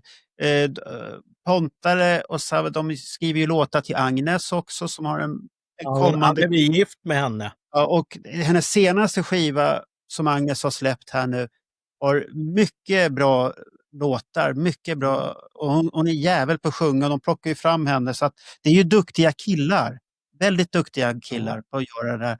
Och de får väl, med hjälp utav det så får de väl ut det bästa av Peter Forge och sånt här, så att ibland behöver man ju hjälp för att få sina visioner att bli bra. Det är så. Men jag är lite förvånad att Bernt gillar det här faktiskt. Ja, men det är ju ingen dålig skiva. Jag tror Daniel gillar skivan också. Gör du inte det? Men jag kan säga att jag är lika förvånad som du, Roger. Det kan jag bara säga. Men då knallar vi vidare med ett annat stort svensk band. Ja, det är ett jävla stort band nu för tiden. Ja, jag skulle aldrig gå och se det här bandet live någonsin. Jag har sett dem live. Ja, för det jag ser live från dem är inte samma känsla jag får när jag lyssnar på skivorna. Den senaste turnén skulle jag kunna gå och se på grund av Mia Asano som spelar fiol. Jaha. Okej, det var ju långt ifrån bandet. Hon är inte någon ordinarie medlem ens en gång. Nej, men hon är med i showen i varje fall under en viss del av showen. Är det hon med asiatiskt utseende? Precis. Ja, hon är ju grym som... alltså. Bikini på scen och spela fiol. Det är oj. Då är gubbarna på farten. Där. Nej, det var musiken vi pratade om. Ja, och Bernt har vi tappat helt. Jag pratar om Sabaton. Och nu är Bernt rädd. Nu ser jag på Bernt. Han är rädd. Det där är vi läskigt. hade en diskussion läskigt. om Sabaton här. Var det på nyårsafton vi hade en diskussion om Sabaton? Ja, det har väl varit lite snack runt det som band så att säga. Men jag gillar det här, vad ska jag säga? jag är inte förtjust i krig och sådana saker, men Nej. hela deras skivor baseras ju på krigshändelser. Senaste skivan så har de ju faktiskt gått bort ifrån krigshändelser. Nu har de ju tagit storhetspersoner istället de tar upp. Men de är ju åt krigshållet ändå. Absolut! Men skulle ni säga... Ja, Marco håller ju inte med. Tänk nu noga på vad du säger, Bernt. Ja, precis. Nu kommer jag säga precis samma sak som jag sa till dig. Ja. Är det möjligtvis som så att jag kommer få äta upp det här? Ja, Men det jag här måste kommer fråga. du få äta upp. Ja. Men jag måste ändå få fråga, för att vad kännetecknar vit maktmusik, undrar jag? Nu, det var det jag skulle säga. Ja. Det här har blivit klassat som hårdrockens Ultima Thule. Och det är så fel så. Ja, men det har blivit klassat som det. Jag associerar det här inte överhuvudtaget med vit makt. Utan det handlar inte om det överhuvudtaget. För jag förklarade för Bernt där, och det förklarar jag här nu också jättetydligt. När det här associerades med vit maktmusik, det var när de började sjunga om Sveriges stormaktstid. Ja. Ja. Och de som har gått in och lyssnat på skivan och inte gör som Aftonbladet, bara ytligt tittar på titlarna. Ja, det är Karl XII, jävlar, det här är vit makt. Går in och lyssnar på låtarna. Ja. En livstid i krig handlar inte om hyllning till Karl XII. Det handlar om mitt öde, att hela mitt liv går åt att försvara någonting och dö för någonting helt onödigt. Och det här bandet sjöng om nazister, koncentrationsläger och alltihopa innan Karl XII-skivan. Och då sa man ingenting i Sverige. I Tyskland tyckte man att det var lite jobbigt. Och de var glada när de äntligen sjöng om Karl XII i Tyskland. Och här i Sverige vaknade då vänstern och började vifta med allt möjligt. Sabaton har ingenting med det att göra. Nej. Ingenting med vit makt. Pratar du med pojkarna så är de historiskt intresserade och har ingenting, och de har sjungit alltid om det tråkiga, om krigets konsekvenser och alltihopa. Och fallet av nazismen och de tappra polska soldaterna som kämpade mot nazismen. Så att gå in och lyssna på texterna. Det är en historieberättelse egentligen. Då faller den där teorin totalt, Bernt. Det var den här diskussionen Bernt och jag hade. Men inte nu lyssnat ställde så jag en mycket. fråga och jag fick svar. Ja. Nu fick du en gång till samma svar. Jag har inte lyssnat så mycket på Sabaton, men däremot så har jag lyssnat en del på deras YouTube-kanal där de pratar om krigshistoria. Och det är väldigt fascinerande vad skickliga och duktiga de är, genuint historiskt intresserade och kunniga och kan presentera det på ett jättespännande sätt som kan vara tilltalande för de som håller på att upptäcka. Jag vet inte om ni hade det, men de flesta pojkar har ju en fas där man blir intresserad av andra världskriget, så att man har lite halvkoll sedan de åren själv, men de här killarna är på en helt annan nivå. Och jag hade en elev en gång som älskar Sabaton och hade A i historia till följd av det, för att musiken gjorde att han blev så intresserad. Så han läste vidare om de här grejerna och blev då historieintresserad och hade feta A i historia. Det var det enda ämne han hade A i. Han var inte så vass egentligen, men han var så intresserad. Och det var tack vare Sabaton. Det tycker jag var lite häftigt. Ja, men det är ju många som gillar det bandet och stilen de har och är trogna till den också. Ja. De lämnar ju inte det där. Och det är helt okej. Jag kan tycka att det blir man blir lite trött i längden, men... Ja, men om vi tar det, de fyller hela 3 arena. Ja, hur många vitmaktpersoner är det där? Nej, det kanske finns 1% eller 0,5% som tycker att det där är sånt musik, men det får de stå för själva. Ja. Att då har de inte sett det stora hela, för det är väl ungefär det som de som hyllar Karl XII och Karl XIIs, är det födelsedag eller dödsdag eller vad det är för någonting? Ingen aning. Där de står där och hyllar och inte har läst på Karl XII att han hade ju, visst han hade svenskar i sin armé, men de flesta var utlänningar. Ja. Som han var tvungen att ta in legoknäktar från Finland, där det kom Hacka Pärle-gubbarna, Hacka Pelita som däcken döptes utan Nokia, och mycket tyskar och allt möjligt som var med i hans arméer och sånt här. Så att så det blir lite konstigt. Han tog ju sin tillflykt i Turkiet till och med, där han var välkommen och tog med sig kåldolmar och köttbullar Och Men- skattedeklarationen. Jag vill bara vara väldigt noga med en sak och det är att jag har Sabaton med på min lista, fast längre ner. Ja. Därför att jag tycker att jag har ju pratat om redan att jag inte är förtjust i growl. Ja. Men Sabaton kommer inte så långt in i det här. Nej. Jag tycker att de gör det bra. Det är välproducerat. Jag vill vara väldigt noga med det. Jag tror inte han försöker growla ens. Det är bara att hans sångröst håller inte Ja. bättre än så, Bernt. Det är Nej, men- typiskt honom. Ska men- vi lyssna på en låt då, som du har valt där, från skivan? Ja, absolut. Det har vi nästan glömt bort i den här heta debatten. Ja. Vilken låt ska vi lyssna på som du har tyckt? Jag hade skrivit upp Made of Steel där. Made of Steel, och det låter farligt. Ja, den är lite hårdare. ablaze in the darkest of days. Call for a savior and hope is rising. A woman born with the power Typiskt Sabaton. Att den är lite snabbare än vanligt. Men jag gillar det här melodiösa. Men som sagt, jag skulle aldrig gå och se de här live. Jag tror att de här skivorna är för välproducerade så det blir förstört live. Man tappar mycket av det här live, tror jag. Men upplevelsen kanske skulle vara någonting att se. Men se Det är ju- Asona. Det är väldigt mycket typiskt hårdrocksgrejer. Absolut. Kraft, styrka, hårdhet. Det är klassiska Judas Priest-referenser i det här, så att det är... Sen Han är bara väl bytt stil. Ja, han är ju ingen jättesångare killen där, Nej, men han det är han hade inte. ju en gitarrist, den här Tommy, som var otrolig på att sjunga och backa upp. Och det är Ja. lite roligt för länge sedan så gick det en fjunig kille i folkhögskola musik här där jag bor. Och jag snackade Jaså? med honom, han var jätteintresserad av hårdrock och musik och var en jäkel på gitarr.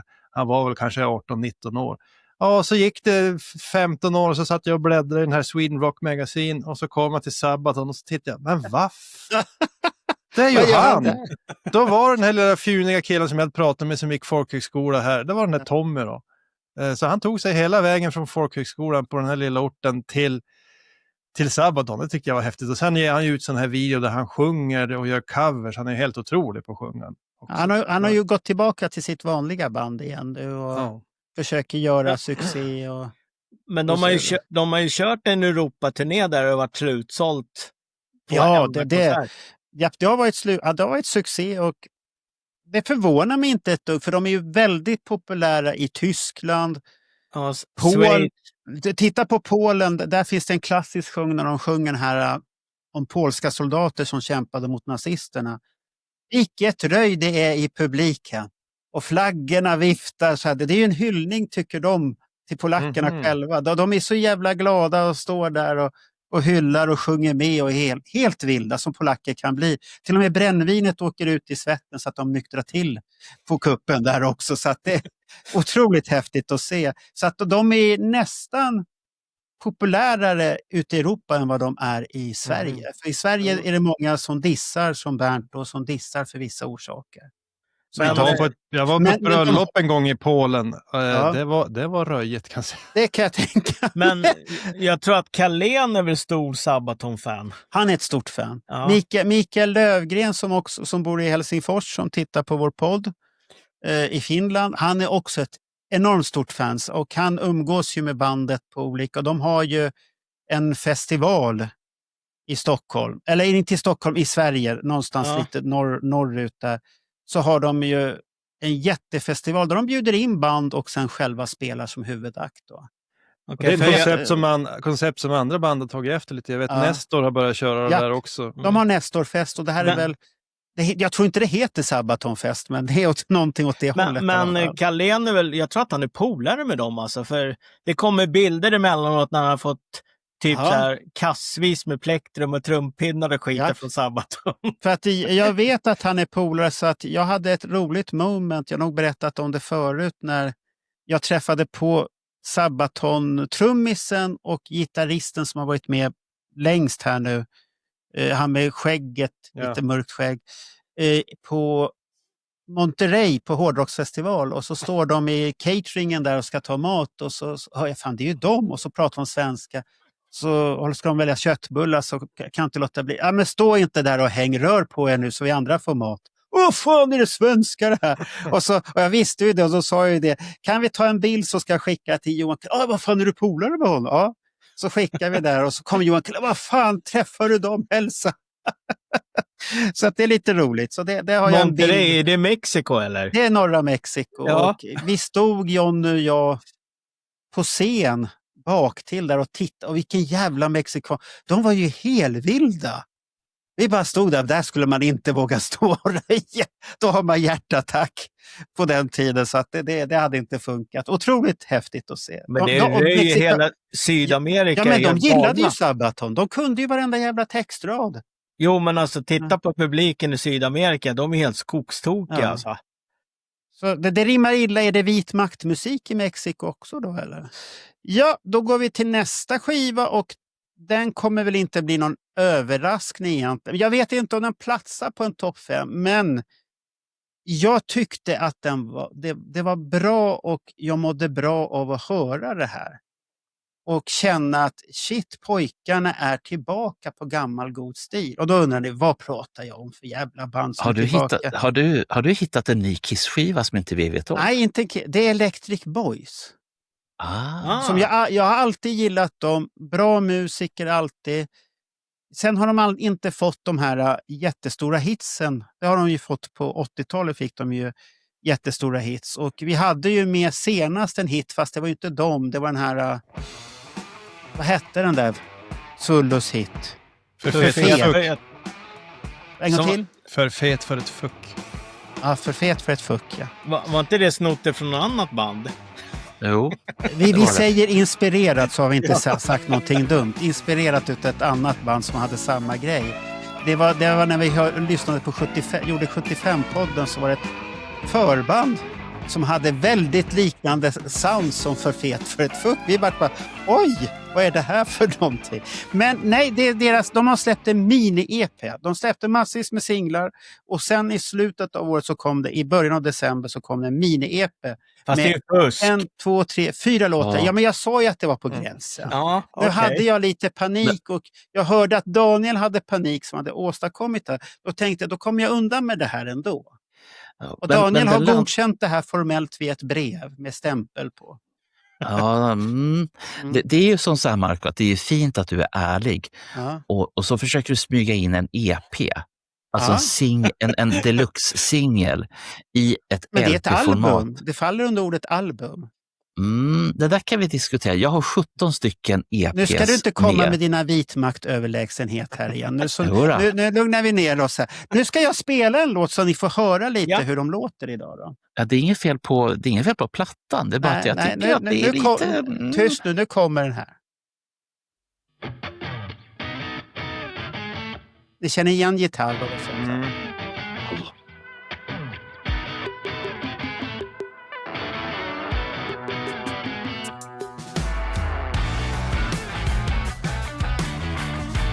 Låter väldigt 80-tal typ.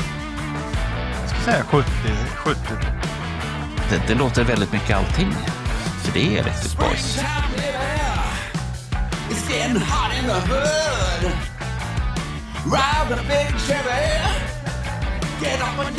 Det som är intressant med den här plattan är ju också den som du drog in, Marco.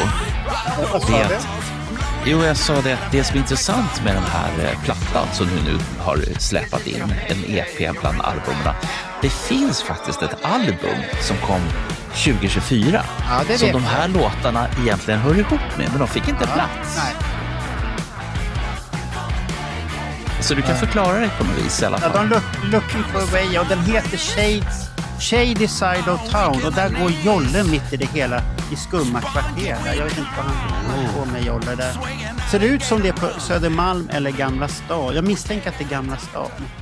De har tagit bilden någonstans. Eller kanske någonstans i södra Europa. För de brukar vara mycket i Spanien när de spelar in skivor. Vill ha värme och sånt där. Nej, men så de här låtarna tyckte jag var bra. Därför, och det betyder inte att de var bättre än Alice Cooper. Det är bara att jag har satt dem nu 4. Så att det är någonting nytt, och jag varit förvånad att det kunde låta så pass Electric Boyigt från 80-talslik. Jag fick de vibarna som fanns där då. Mary och de här låtarna som han hade på den tiden då. Så, då går vi till Daniel. Om ni inte vill säga någonting om... Jag kan väl säga att jag tyckte de var bra när de hade de här Lips and Hips och vad de hette, de här låtarna. Ja, det är en klassisk 80-tals. Det tycker jag var fina grejer. Sen gillar jag alltid hur han var, den här frontmannen, live och på scen. Conny Blom eller vad han heter. Ja, Conny Blom, ja. De andra kommer inte ihåg så mycket av de andra medlemmarna, men han var ju en bra frontman och de gjorde bra musik. Så man får väl ge den en spin, den där EPn. Ja, och Conny Blom är ju precis likadan fortfarande på scen. Han har fastnat i det där. Boink, liknande kläder, samma stil, hatten på och ja, lite så här. Och man märker ju att han gillar Jimi Hendrix och den typen av rock. Han är väldigt påverkad utav den tiden. Och Jolle. Ja. Och Jolle trummisen är ju stor Kiss-fan också.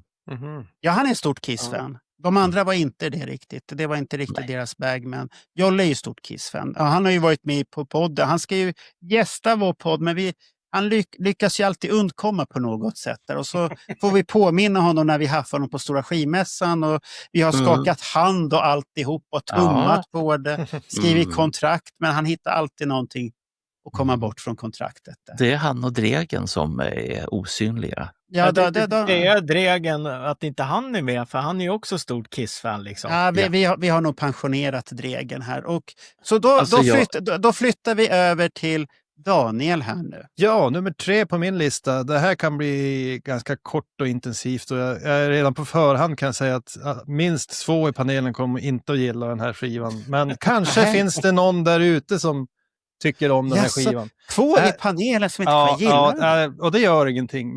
Men så är det. För att det här är 33 minuter intensiv rock.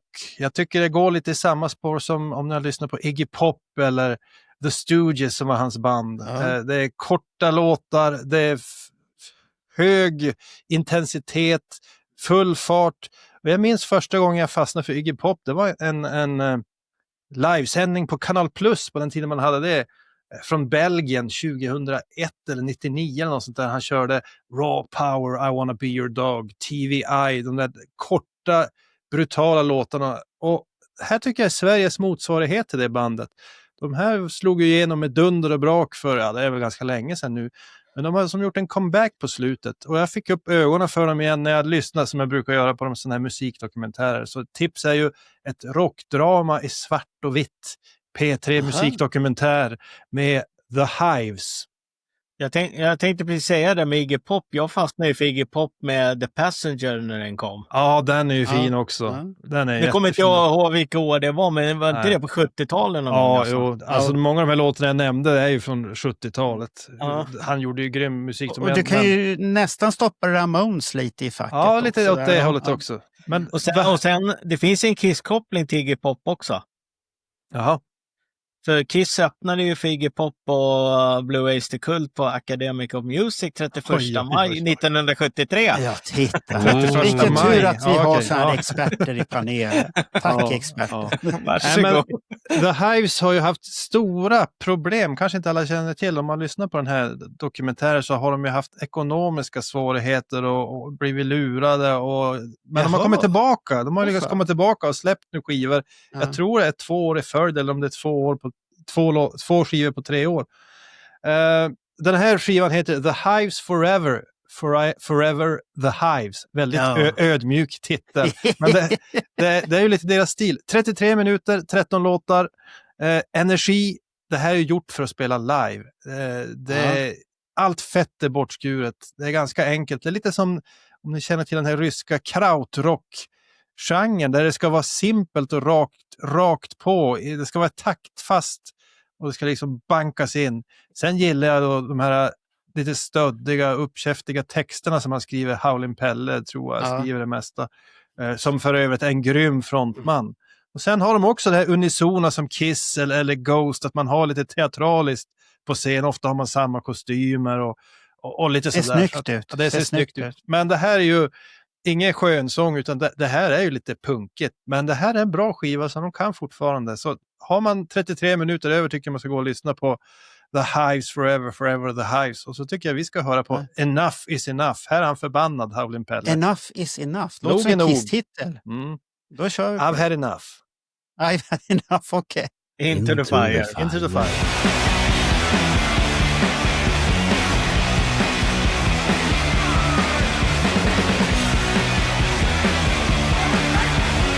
Det låter Hives där. Ja, Påminner inte om Nirvana? Nej, kanske.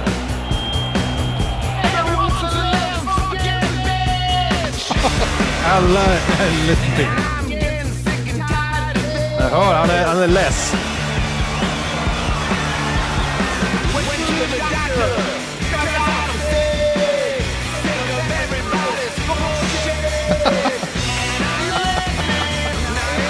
Det är roliga texter. Jag får till doktorn för jag var sick of everyone's bullshit. Ska man ju tänka sig de live när de ös på och sen är det fullt av publiken. Ja, nu ska Daniel fråga vilka vad är det som kommer dissa eller du ska svara på. Nej, men vi får väl se om jag hade rätt eller fel. Det var en gissning. Vilka är det som du tror kommer dissa? Jag skriver det på en lapp här så får vi se om jag har rätt. Jaha, skriv på en lapp här innan vi börjar. Då. Vilka kommer dissa The Hives här nu? Vänta, Bernt och Roger. Ja, men då ska vi se. Okej. Han skrev Roger där. Jag kan börja. Ja, började Roger. Det var fan det bästa jag hört på skitlänge. Där rök han, slapp det på en gång. Ja. Får jag stryka det där? Nej, jag var sarkastisk. Det här är ju, funkar ju inte överhuvudtaget för mig. Det var det. Funkar inte det här för dig Nej, överhuvudtaget? The Hives? Varför inte det? Ja, men det förstår du väl? Nej, det är... Det är ju energi så det bara stänker. Han blev stressad av Linkin Musik. Park. Ja. Nej! Kroppen börjar leva när du hör det här. Enough is enough, liksom. Nog är nog. Och det är bara depp. Nej, han är förbannad. Everyone's a little fucking bitch. I'm Bara getting sick för and att man är tired of it. förbannad så är man inte deppig. Nej. Man är förbannad och Han vill måste sätta stopp lätta för på sånt. fusen där. Lätta på trycket. Nej, det här... Nähä. Åh fy fan. Och Bernt, Mitt i flaskan va? vad tycker du om det här? Nej, Bernt gillar inte det här. Jag har för mig att du har sagt det nyligen för ett tag sedan till mig. Hives går bort. Det är som så här att jag har... Ja, har en hur liten ska du hobby. säga det här diplomatiskt nu, Bernt? Jag har en liten hobby och den lilla hobbyn är att jag kan tänka mig att köpa in ett parti med CD-skivor osett för ett väldigt lågt pris.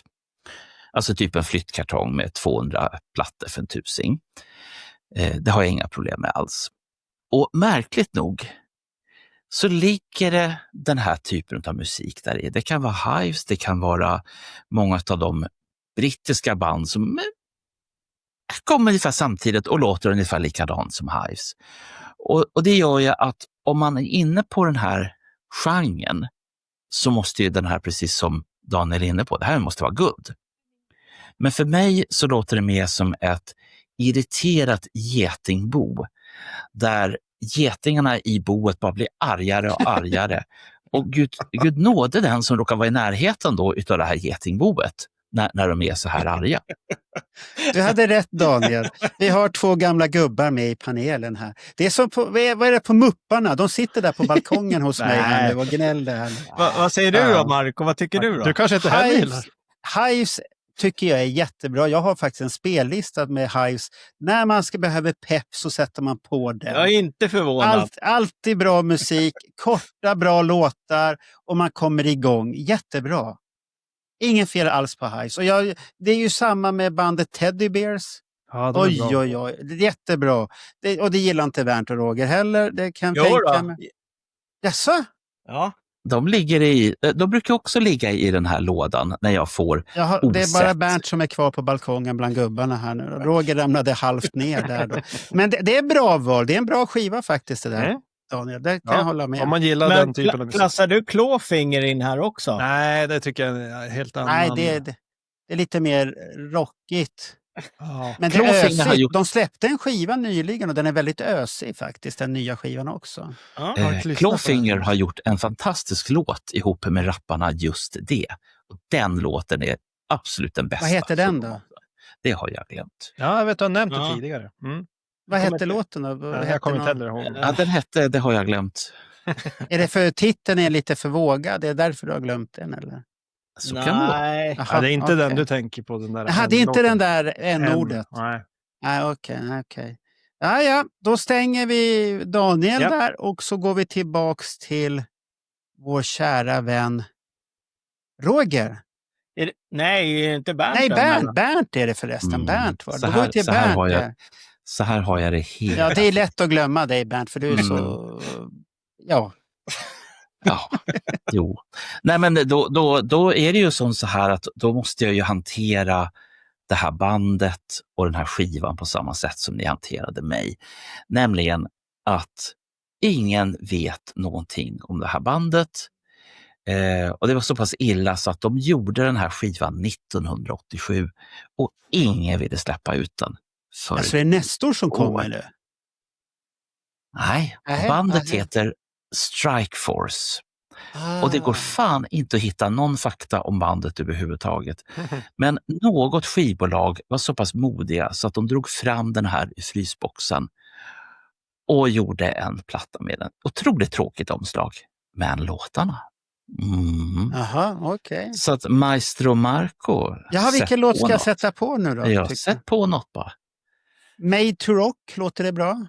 Ja, det låter rockigt. Ja, Det är ju okej, då titelspåret. sätter vi på det. Made to Rock. Oj, det är skrämmande.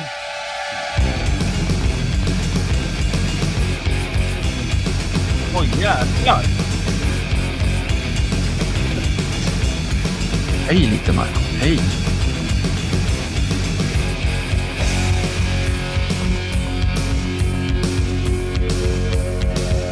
Det här lyssnade ni inte till. Nej, jag har hittat på allting. The sun is going down, and another day is here. It's hard so Är det japaner? street in my head. It's me, jag har ingen aning. Det går inte att hitta någon fakta om bandet. So fast, nothing has changed yet. Det finns Strike Force med ett mellanrum mellan Strike och Force. Det finns Strike Force i ett ord. Ingen Okej. aning. Varför hyllar du den här skivan där? Därför att den har alltså överlevt frysboxen. Den är alltså inspelad 1980, eller den skulle ha getts ut 1987. Men den Men kom den inte alltså- ut då? Nej, utan den kom nu. Varför kom den inte ut då? Det vet vi inte. Det är det här som är så spännande. Jag har vet aldrig ingenting tänkt på om du lyssnar på den varför den inte kom ut. Jag tycker jag hör en otrevlig ton här i vad du säger. Nej, jag förstår mig inte på det där. Okej, ja. Det Är låter inte lite den här bra? japanskt. Är inte den här bra? Låter inte det liksom, trots att den är gjord 87 så kunde den ha varit inspelad nu. Nej. Det här är lite Anvil över det hela. Tänk om det är det. Tänk om det är Anvil som har spelat in den här under pseudonym. Nej, och bara lagt då det har de vid- hyrt in en japanare med falsettsång i sådana fall. Jag gillar Där- trummorna i det där lilla vi hörde i alla fall. Men... Ja, Precis, Marco Ja. drog ner ett absolut minimum för att han ville inte höra alls. Fan, jag är Nej, förvånad Och det av här, och Bernt det här alltså. handlar, men gillar här du har- den här skivan? Är Ja. det något skämt här nu eller är det på riktigt där Bernt? Alltså, jag måste fråga dig det. Du. men det är ju som så att alla låtarna och alla plattorna som jag har valt är ett enda stort skämt. Ni är också ett enda Nej, stort men skämt. svara ärligt du på frågan. Du har lyssnat på den här skivan och du tycker Såklart den är jag har. bra. Den Okej. kom alltså för en ganska precis en månad, eller knappt en månad sedan. Den kom den 6 Aha. december med den bunten med plattor som kom då. Och det här var faktiskt den bästa den veckan. Är det här någon rekommendation utav din vän Brandon Schneider? Det här? Eller Brandon Schneider, eller vad heter han? Brandon.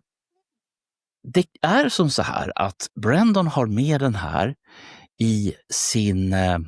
Han presenterar ju en gång i veckan alla plattor han har Ja. köpt. Och den här finns med på alla plattor han har köpt. Men han berättar inte speciellt mycket han händer. För jag tror att han har precis samma problem som jag att hitta, vad är det här? Ja, okej. Och Ja, helt jag enkelt- är otroligt imponerad att du gillar det här. Det var en överraskning för mig. Eftersom du dissade The Hives alldeles nyss och det här hyllade du en kastrerad japanare som sjunger och allt möjligt. Så att jag har väldigt svårt att se det där, men okej, du överraskar mig, Bernt. Du överraskar. Daniel och Roger, har Ja, ni vad något tycker fint ni? att säga?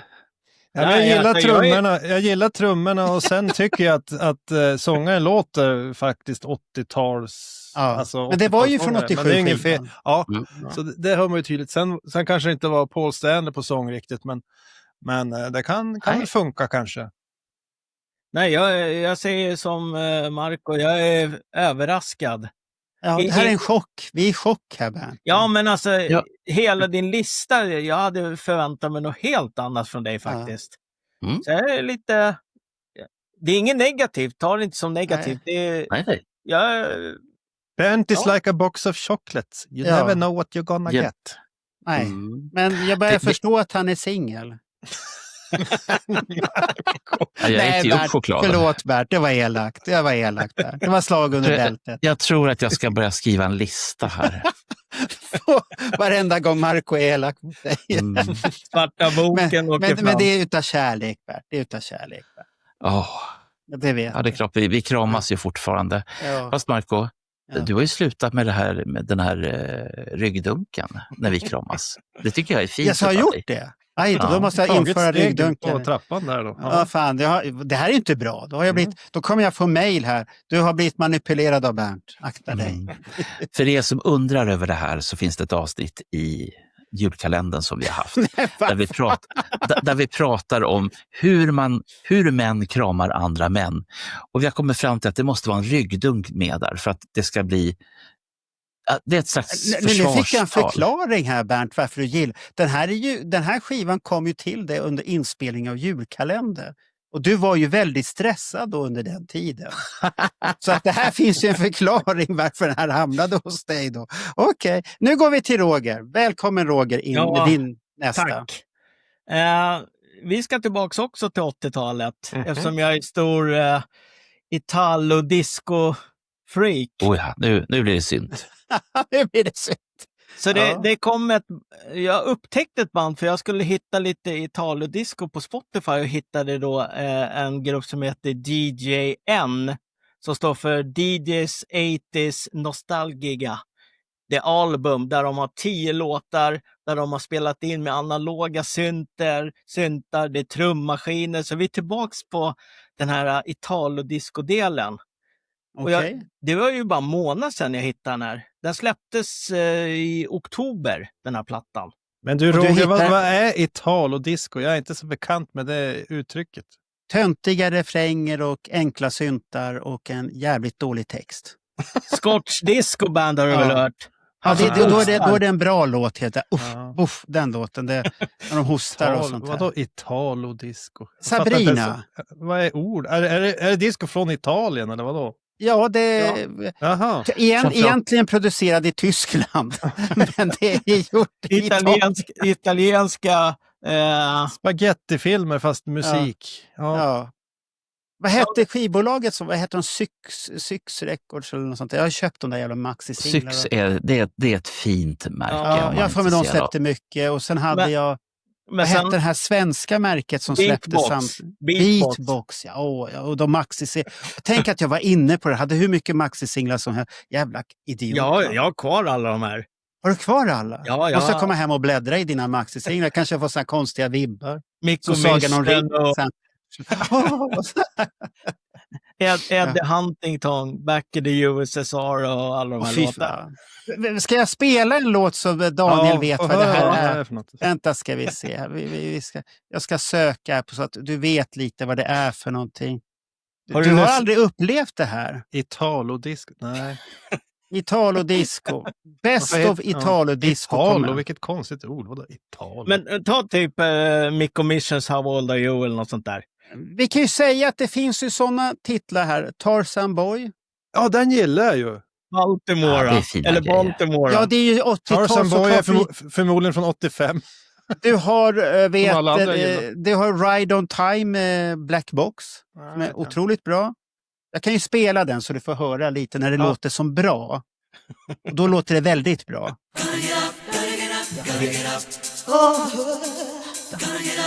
sen Italien-disco.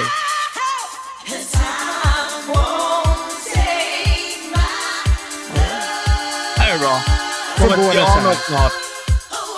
Pianoslinga för kommer nu. Och, Den här alla och hon som är på omslaget på videon är inte den som sjunger. Det är ett väldigt typiskt Italien. Vi har sen Sabrina och vi ska titta. Vad var det för gubbe du ville ha här? Kan vi inte spela den här klassiken istället, Roger? Den Ja, här är du en kör klassiker. någonting bara. Det här är en klassiker, så vet du vad det är. Gazebo. Nej, det är det inte. Det är... Dolce Vita. Ja, det är Ryan Paris. Jag tittar, han kan ju alla gubbarna.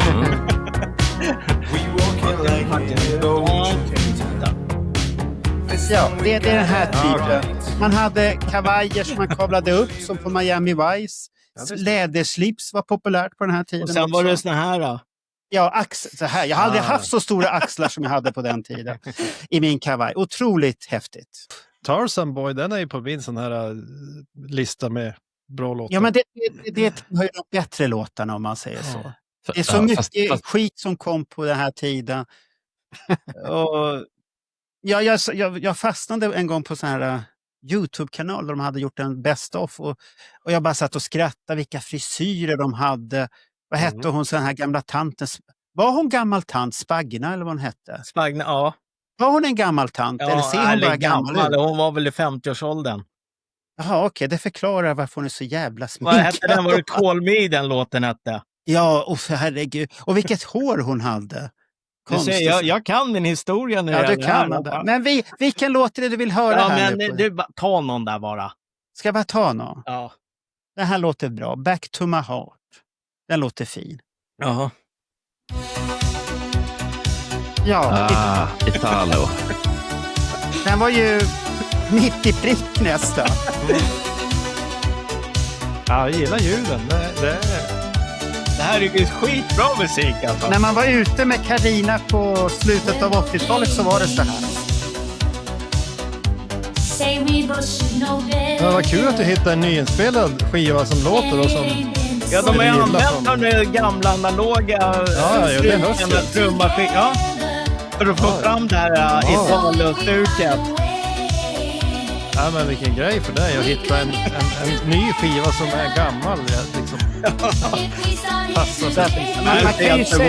Man kan ju säga så här att det är väldigt lättlyssnad musik. Ja, det är det. Så Ja. att man behöver inte tänka så mycket. Och det kan vara rätt så skönt att den går på. För att jag har åkt in i den här, inte riktigt liknande Italia-disco, men jag har åkt in i den här syntvågen på något sätt. Men det kan vi ta sen senare.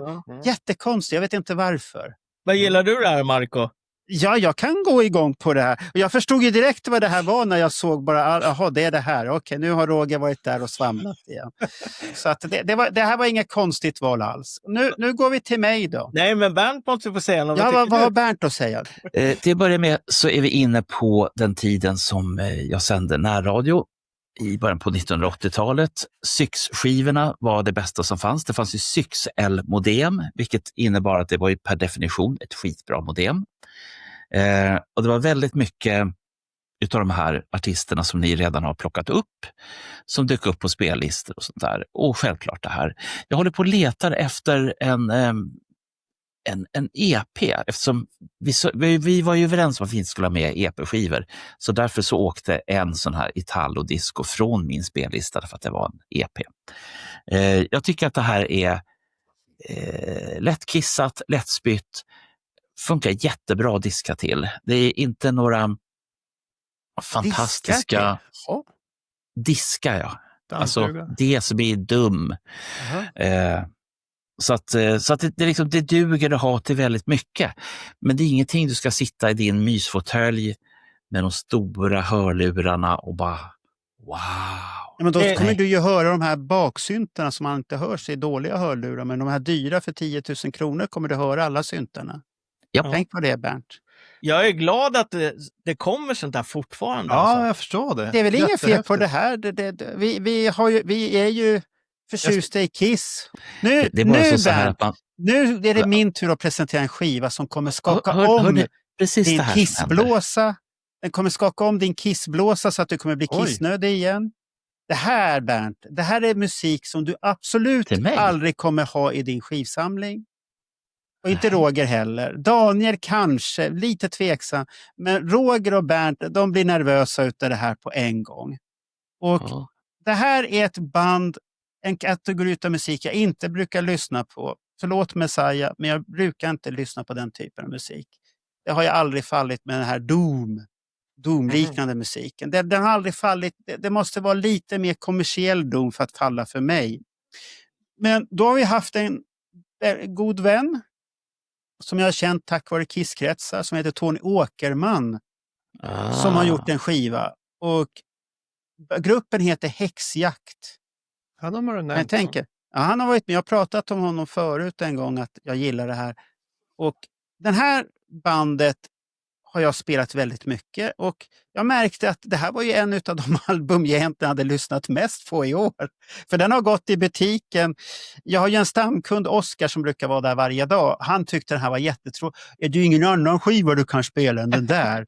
Det är bra det här. Lyssna på det här och lär dig nu. Så hör man så.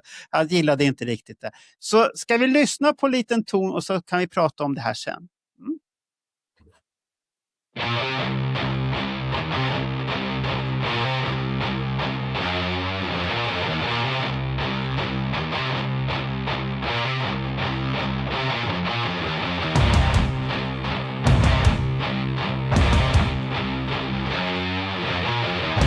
Det här låter som en Gene-låt från Revenge-tiden. Jaså? Hej! Nu har Bernt problem.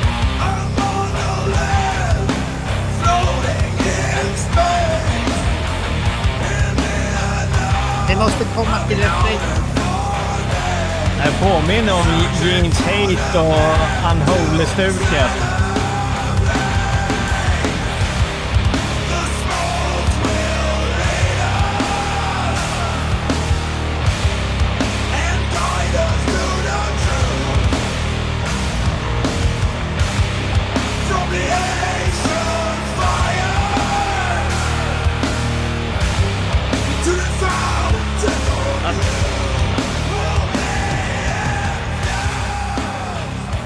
Ja, det är tungt det här. När lyssnar du på det här, Marco? Nej, jag åkte till jobbet faktiskt i tunnelbanan och sitter och tittar shit. på andra. Undrar om de vet vad jag lyssnar på här egentligen. Så att, nej, men jag gillar det här för det här är precis det här tunga. Men man hör vad han sjunger, för det är viktigt för mig att jag måste höra vad han sjunger fortfarande. För det inte blir bara en massa som mullrar förbi. Och jag tycker det här är häftigt. Det skakar om och man får lite liv. Man känner att blodet pulserar och du har allt det här. Allting sätts igång i kroppen. Det här är bra musik när det ska vara tungt. Jag Det är gillar det tungt. också. Jag gillar det här riffet, är ju jättebra i den här låten. Ja. Det påminner mig om en Dio-låt. Jag tror det är en instrumental del i Sacred Heart med Dio. Eller i alla fall på den skivan.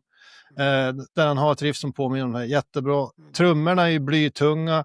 Och som du säger, sången är ju bra. Mm. Det brukar den här typen av musik alltid falla för Ja. mig. Alltså att jag klarar inte av sången. När jag var yngre, där i början på 90-talet, så skulle jag lyssna på något riktigt hårt. Så då köpte jag den här Entombed-skivor att lyssna på. Ja. Men jag hade svårt med sången. Min favoritlåt var en Wolverine Blues som var instrumental. Bara för att jag gillar så mycket hur det lät instrumenten. Det kändes lite Metallica fast ännu tyngre trummor, Ja. tyngre riff. Så det här är en låt som jag faktiskt tycker om. Och det där måste jag nog gå och lyssna på den där. Nej, Vad hette de där? Häxjakt. Häxjakt, ja. Och det här bandet har ju fått nu otroligt bra recensioner i Sweden Rock Magazine och många europeiska. Så att de har ju fått skivkontrakt som de inte hade och alltihopa. Så att det har ju snurrat på något otroligt med det här bandet. Och jag är glad för Tony Åkerman och hans två bandkollegor att det snurrar på. Att den här typen av musik hittar en publik. Och har de hittat en publik och de fortsätter att prestera på det här sättet så kommer ju den vara trogen. För det är ju en trogen publik. Det är inte som poppubliken som nu kom det en ny stjärna, nu fladdrar vi dit istället och sånt där. Så att det här är det. Jag tycker det är en bra skiva och den är lagom tung. Den är väl som Candlemass med, vad heter han, Messiah. Han grovlar ju inte på det sättet heller. Han sjunger ju mer. Och det funkar för mig och det här funkar. Sen finns det band som jag till exempel, vad heter det här, det är ju inte domusik, men du har, han ska ju sluta här nu. Han som var med i Metallica förut. Orange hår, gitarristen. Dave Mustaine, vad heter hans band? Megadeth. Ja, Megadeth. Jag har jättesvårt för hans sång där. Han grovlar ju inte, men den är ju sång så jävla... inom situationstecken. Ja, den är ju så monoton och tråkig. Och för fan, det är ju som att lyssna på Rapport eller något sånt där. Nej, det går bort. Musiken kan vara häftig, men jag har jättesvårt för hans sång. Så det är det. Men jag vet inte, vad tycker Bernt och Roger det här? Är det något för er överhuvudtaget? Det var som jag sa, det påminde om Jeans Revenge Carnivals of Souls-era det här. Men, då var det ju Haiti och lite åt det hållet där. Tänk om de hade producerat klart den ordentligt. Då hade den kanske varit en riktig kanonlåt egentligen. Det tror jag. Ja, det kan det vara, men det är mycket skräp på den där Carnivals of Souls-skivan alltså. Ja, men tänk på att de gjorde ju aldrig klart skiten. Nej, det är sant. Nej, så att den enda låt som var väl klar, det var väl Bruce Kulicks, den här... Walk det Alone. sämsta. Walk Alone, ja. Annars var det ju inte klart någonting riktigt, tycker jag. För det låter så burkigt och pissigt ljudet alltihopa på den där. Ja. Vad säger Bernt då? Hoppa över punkten nu. Så här är det. För det första så är det här en platta som ligger helt rätt i tiden. Det här är vad man vill lyssna på. Om man har ett intresse åt det här hållet. Om jag skulle lyssna på det här så skulle jag dels bli arg. För det är någon som är jävligt arg. Och det smittar av sig på mig. Så att om någon kommer och ringer på min dörr nu efter jag lyssnat på den här och är arg, så kommer jag nita till dem. Blir du arg utav sånt här? Ja, det här blir jag arg utav. Och sen är jag irriterad över att han sjunger så långsamt. Förlåt Tony, vi känner varandra. Det är inte Tony som sjunger, det är en annan kille som sjunger. Okej. Då Tony sjunger, han sjunger ibland, vet jag. Det enda som är det roliga, om jag får säga, att när de står live, jag tror att du skulle nog gilla dem mer live när de står där, för det var ju samma med Accept, då gick du igång mer på det när du såg dem live än vad du var innan du hade upplevt på skiva. Ja, Accept vi såg ju dem inför ungefär 800 personer och den spelglädje och den kärlek som fanns på scenen, den har jag inte liksom hört på någon Accept-skiva överhuvudtaget. Varken svårare Accept eller lättare Accept. Vi andra är ju vana vid att det ska låta som Balls to the Wall och sånt där. Ja.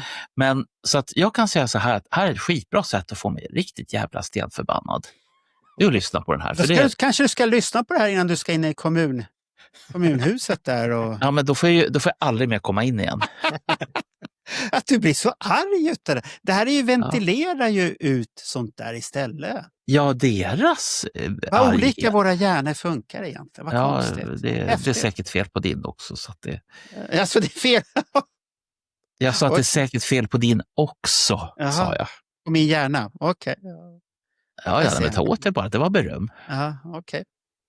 Ja, då går vi till Daniel här igen. Nu börjar vi komma till toppen här. Andra platsen. En andra plats på min lista, ett nytt band.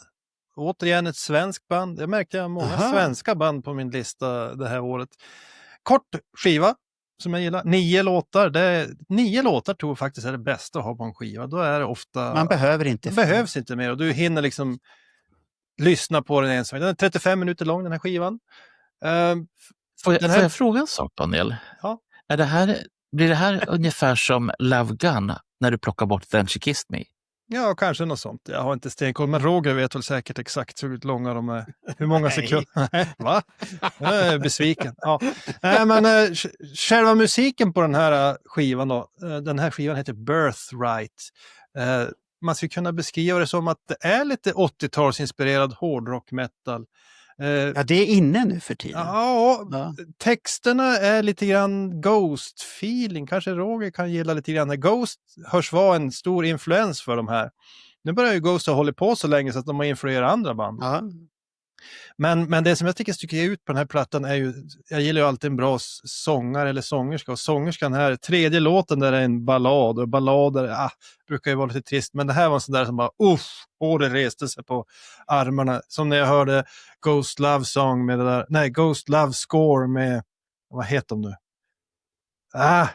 Vad heter det bandet, finskt band? Nightwish. Nightwish, ja precis. Ja. Det var också så, jag hörde den en gång och så bara, hjälp, jag seglar iväg liksom i tankarna, och det är så himla fint. Men det som står ut på den här skivan är framförallt trummorna också, som påminner om när Frankie Banali spelar på den här Wasp-skivan 92. Crimson Idol. Ja, Crimson Idol, om du hör Chainsaw Charlie, där det är såna grymma pukrullningar och trummorna är långt fram i mixen, och det gillar jag också. Jag gillar trummor. Och, det är en liten blandning av olika influenser här. Alldeles nytt band. Undrar om inte de här också är typ från Stockholm eller någonting. De heter The Mind Palace. Lite roligt namn. The Mind Palace. Och då hade jag ju 2 önskemål, Marco. Jag vet inte om vi kan köra den här introt. För det var så jag upptäckte, om jag hörde ett intro så började jag tänka... Du vill höra den som heter intro? Ja, det är bara 30 sekunder. För jag började tänka på Rocky 4, Ivan Drago och sånt där. Och det gillar jag. Till med din jävla intro. Ja, jag får höra om ni tänker på något sånt. Han var ju med På spåret här i fredag. Det första jag tänkte på, det var dig. Jag tänkte på dig, Daniel. Då måste jag se På spåret. Det var några år sedan. Ja, det ska jag se På spåret. Nu trycker vi här på spåret. Eller nej, på intro. Introspåret. Ja. Det här är den första skivan börjar med då. Här kommer Ivan Drago in. Ja, du tänkte på den. Flyktade från New York. Ja, kanske det. Det är ju Carpenters synt som är här. Ja, men ni hör, det är lite 80-tals, Roger. Du känner lite 80-talsfeeling här i synten. Ja, det är klart jag gör det. Ja. Det var så jag blev nyfiken. Jag tänkte, oj, här är Top Gun liksom. Ja. Härliga grejer. Det är lite inspirerad. Ja. Jag tänker på det ledmotivet till Top Gun lite grann där, vad det nu heter. Ja, det är så skönt. Så skönt. Där kommer en härlig synthörning. Aj. Fint. Det låter väldigt pampigt. Ja, bra intro på skivan. Den tunga synten i bakgrunden. Nu är man redo för den här skivan alltså.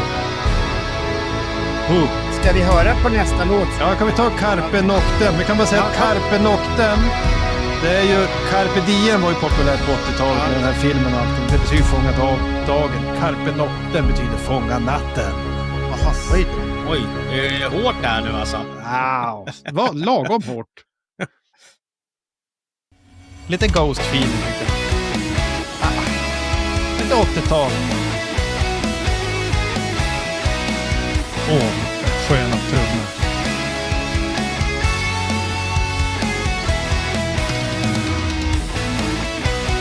Så gillar jag en trudelutt-slinga på gitarren som fastnar i huvudet. Det är skönt. Och så sjunger hon så bra. Jag trodde det skulle vara hårdare än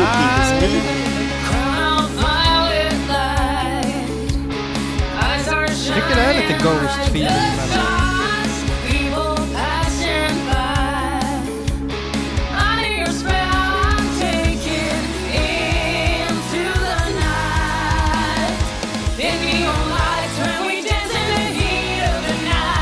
Trallvänligt. Okej.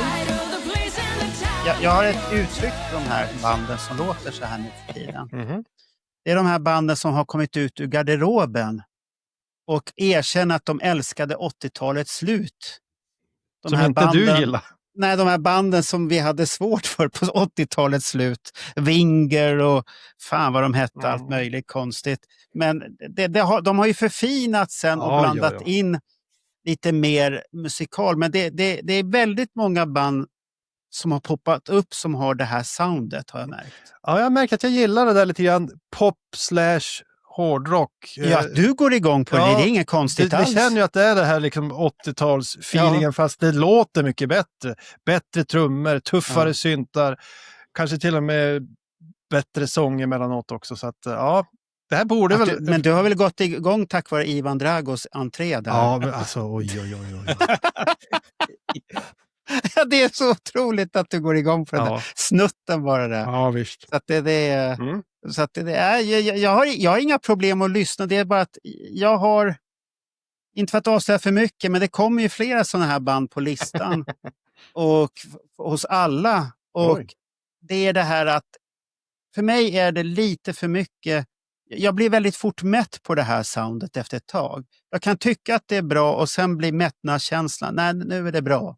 Och så är det väldigt sällan jag kommer tillbaka till det bandet för att det blir för mycket. Det kommer band på listorna här som jag har lämnat för att det är för mycket redan för mig.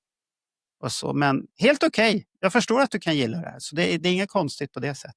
Nej, jag tyckte också det var helt okej. För att jag hade ju också en bubblare på listan, men den släpptes i september 2024. Det var ju Nightwish senaste, va? Mm. Så den fick inte jag ha med här. Du Nej. Nu är vi inte vi som du, Bernt. Vi gör lite som vi vill. Ja, men då kan vi ha med 2024. Men det gäller inte dig. Du är ett undantag och där gäller strikta regler. Så att det påminner lite om det. Nightwish. Ja, men det är lätt Nightwish är nog mer pompöst. Och sen ska du höra låt nummer 3 där. Om ni där ute lyssnar på den här skivan, så låt nummer 3, där är det lite Nightwish-feeling med den här sången i fokus och sådär. Så att det finns... Ja, men då får de passa på att lyssna på den. Vad du gillade Bernt då? Är det här något för dig? Så här kan jag tycka. Jag sitter och funderar på vad jag känner igen det här ifrån. Och jag kan inte sätta fingret på det, men när ni pratar om Nightwish, ja absolut. Vi har 80-talssyntar, ja det är trevligt. Och det här känns ju som att det här är någonting jag skulle vilja lyssna mer på, lyssna djupare på. Och kanske till och med gå och se en konsert med de här. Jaså, med de där? Därför att jag blir så pass nyfiken, och när jag blir nyfiken då vill jag veta mer. Det gäller ju, jag har ju varit på konsert. Och de har en EP som jag inte fick ta med, som är utgiven. Bara så att vi har det sagt. Den hade funnits med på min lista annars, The Gems EP. Så, mycket bra EP. Det där sa Marko Rovinen, inte jag.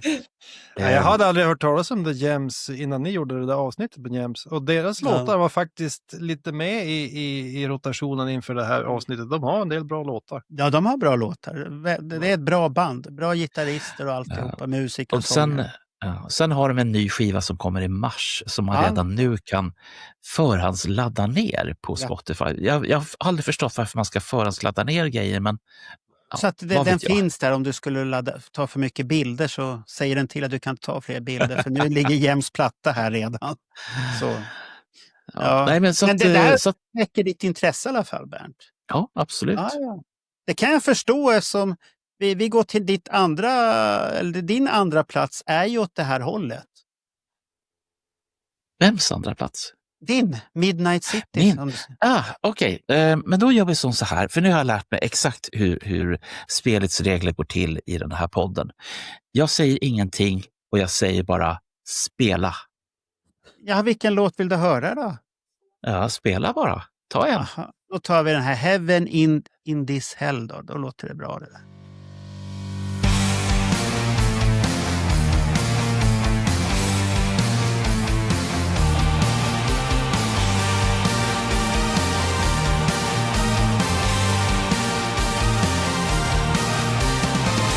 All I need is one good reason. You roll the dice and you gamble with your heart. Like a change of season. You cut the cards and you're right back to the start. There's only one winner. There's just one price to pay. You soon discover.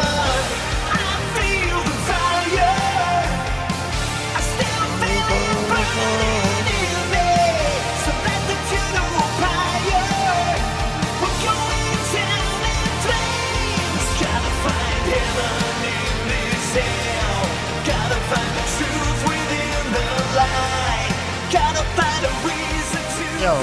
är tillbaka till 89 igen.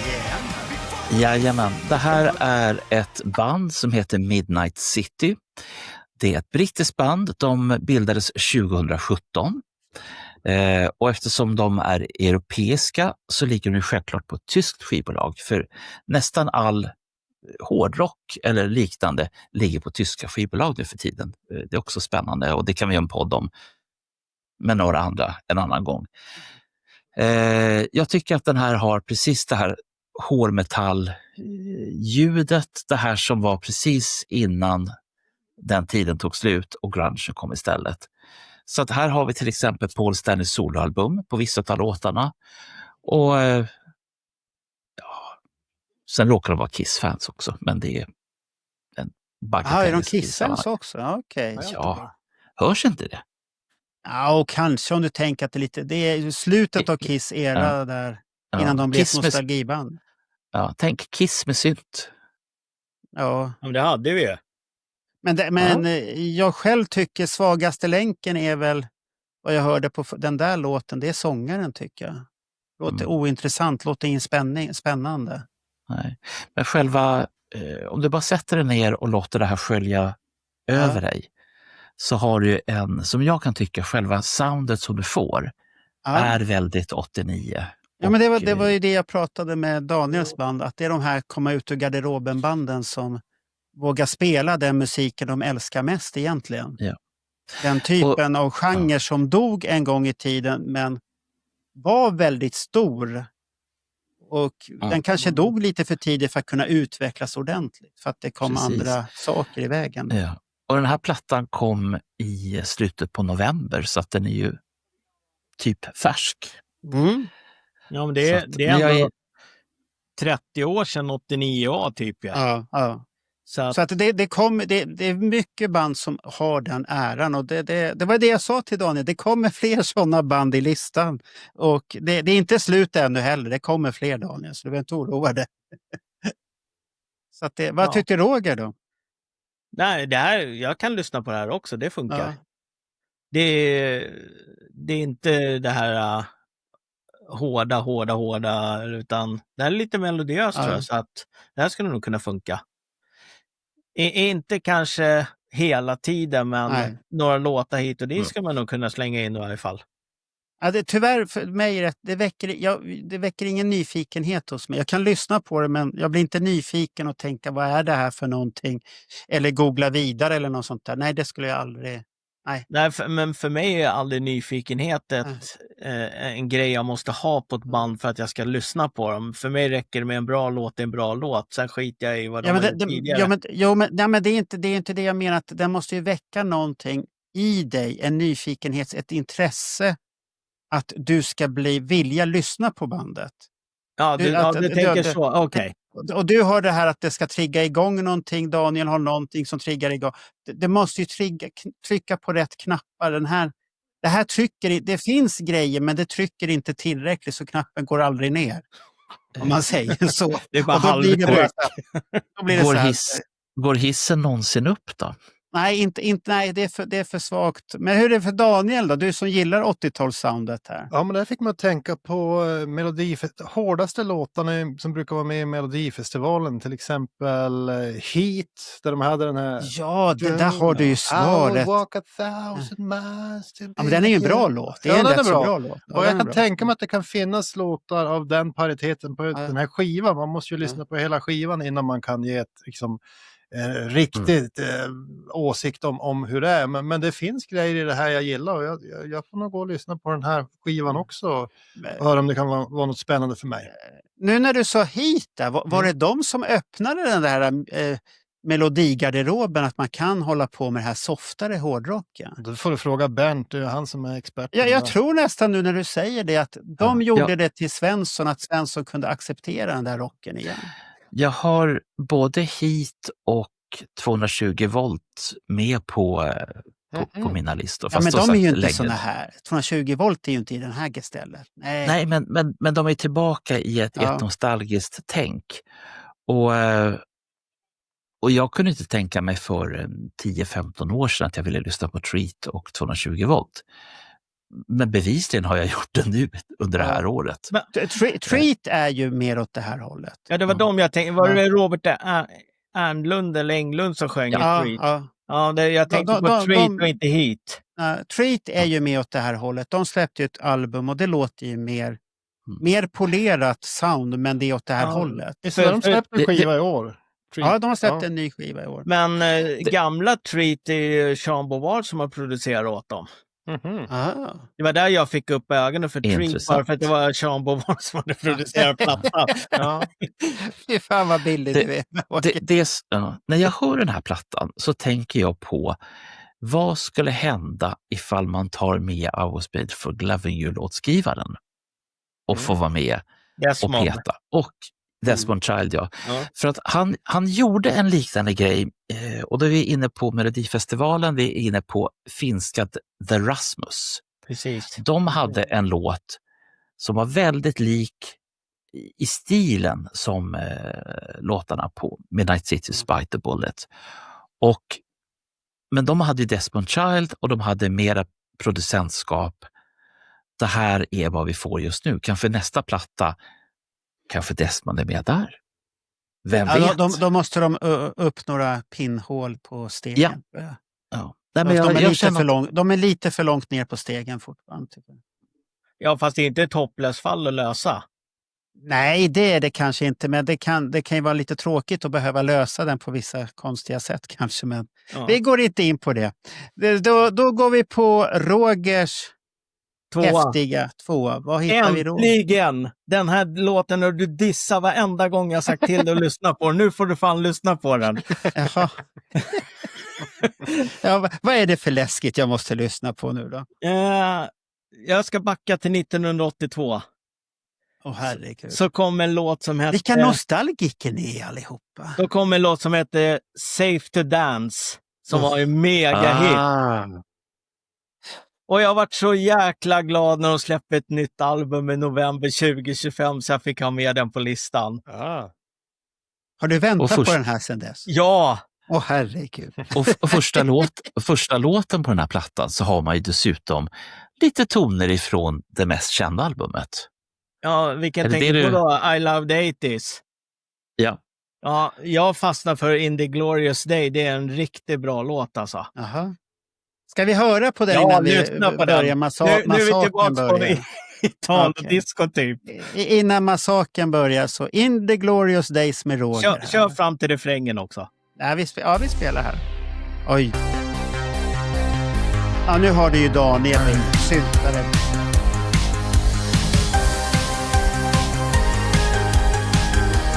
Det är de där plinkandet du går igång. Det är bra skit alltså. I could walk away in glorious days, and I never thought I'd ever get to heaven with all that I feel inside. Help me if you may, in the glorious ways, and I wouldn't think about it for a second. Refrängen är klockren.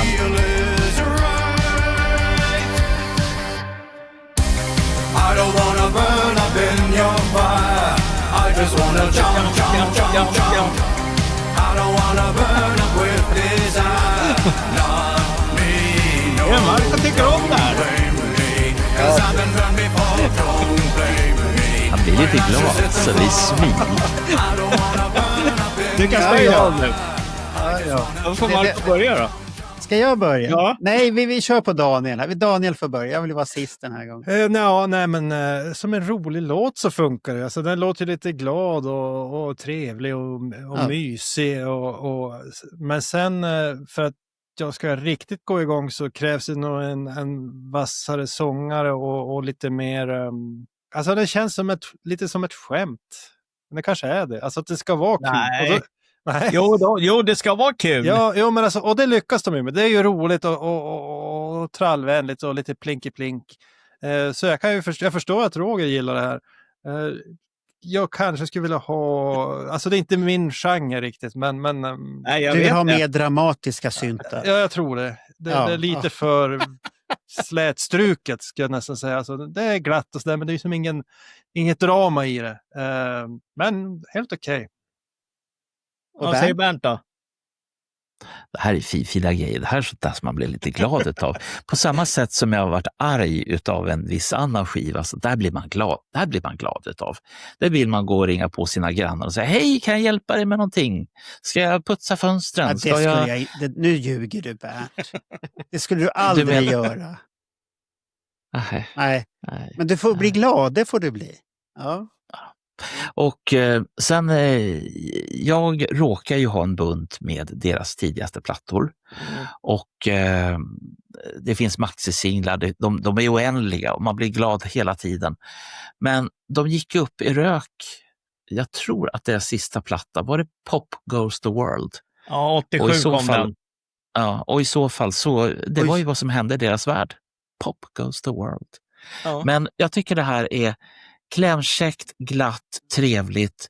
Hade du kört den första låten, då hade du kunnat sälja in det till oss allihopa, därför att då fick du med The Safety Dance och lite känsla från den. Men där är ditt val. Men jag håller med dig. 4 av 5 bananer. Ja. 4 av 5 bananer, okej. Vänta, nu ska vi se. Nu gjorde jag fel. Vi betygsätter inte musik här. Nu fick Bernt ångest, han har råkat betygsätta en låt. Då kan jag få ställa en fråga. Vilken maxisingel är släppt i flest olika versioner? Vilket band har släppt flest maxisinglar av samma låt? Det har jag fan ingen aning om. Frankie Goes to Hollywood, Relax. Yes, den hade du koll på. Ja, jag tror att det finns 37 olika versioner med liggarversion, stönversion och allt. Vad fan. Det kanske man skulle skaffa hela den samlingen då. Nu ska vi spela en ny version. Vad säger Marco då? Ska du ta nu? Nej, det var väl ungefär vad jag hade förväntat mig utav den där låten. Det var därför jag aldrig velat lyssna på den, för att det är inga överraskningar. Och sångaren är väl det svaga kortet, för han låter så jävla tråkig. Blir du inte lite glad, Marco? Nej, man blir väl lite glad. Men det är som Daniel säger, jag skulle kunna lägga till där. Hade vi spelat den här på nyårsafton efter 2 gin tonic och en öl, då hade jag kanske sagt, vad fan vad bra det här är. Och lagt till den på en spellista, och sen dagen efter, vad fan är det här för någonting, och tagit bort den från spellistan sen. Så att det kanske behövs någonting innanför västen för att jag ska tycka att det här är bra. Ja. Så att det är inga bestående grejer som händer med mig här överhuvudtaget. Nej, så att det är en spritlåt, säger vi då. Ja, då kommer vi till min konstiga val här då. Det här är ju jättekonstigt egentligen att jag går igång på det här. Det är ett band som heter Sun City. Nu får jag höra massvis med grejer från Bernt här nu. Eller håller du det lugnt? Jag hör ju redan från början att det här handlar ju om apartheid. Ja, jag visste inte att du skulle komma. Fast det handlar om Los Angeles, att det är en solig stad istället. Då. Men det är som vanligt, du drar förhastade slutsatser. Men det är ju så... Ja, det är ju så här, ska vi prata om Sun City, så handlar det om ett ställe som flera västerländska artister åkte till under tiden som apartheid var infört i Sydafrika. Och de som åkte till Sun City, inklusive Queen, de var det synd om. Kiss åkte aldrig dit. Nej, de var erbjudna. De var bokade där. Så om på att det här kanske inte var så bra. Nej, just det. Men det här har ingenting med det att göra. De är Los Angeles att göra då. Och det här är sånt här band att jag vet inte om jag tycker det här är bra. Eller tycker det. Men den kittlar någonstans i mig. Och det är soundet som kittlar. För han är ingen jättebra sångare. Och texten är rätt så banal och korkade och dumma. Så att nu dissar jag ju skivan rätt så hårt här. Det är någonting jag gillar. Och i de här låtarna finns det något som Daniel absolut inte förstår vad det har med musik att göra. För det här instrumentet ska man absolut aldrig spela, säger Daniel. Men det är någonting som går igång, som jag går igång på. Så att det är flöjten alltså. Antingen börjar jag bli gammal eller sånt här. Men vi kör här så ni får höra vad det är för någonting.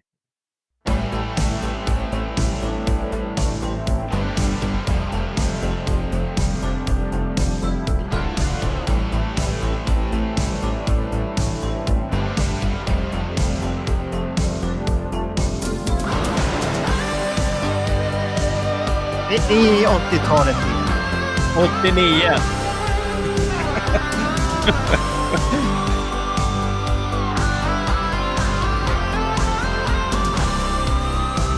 We were born from the ashes of the great untruth.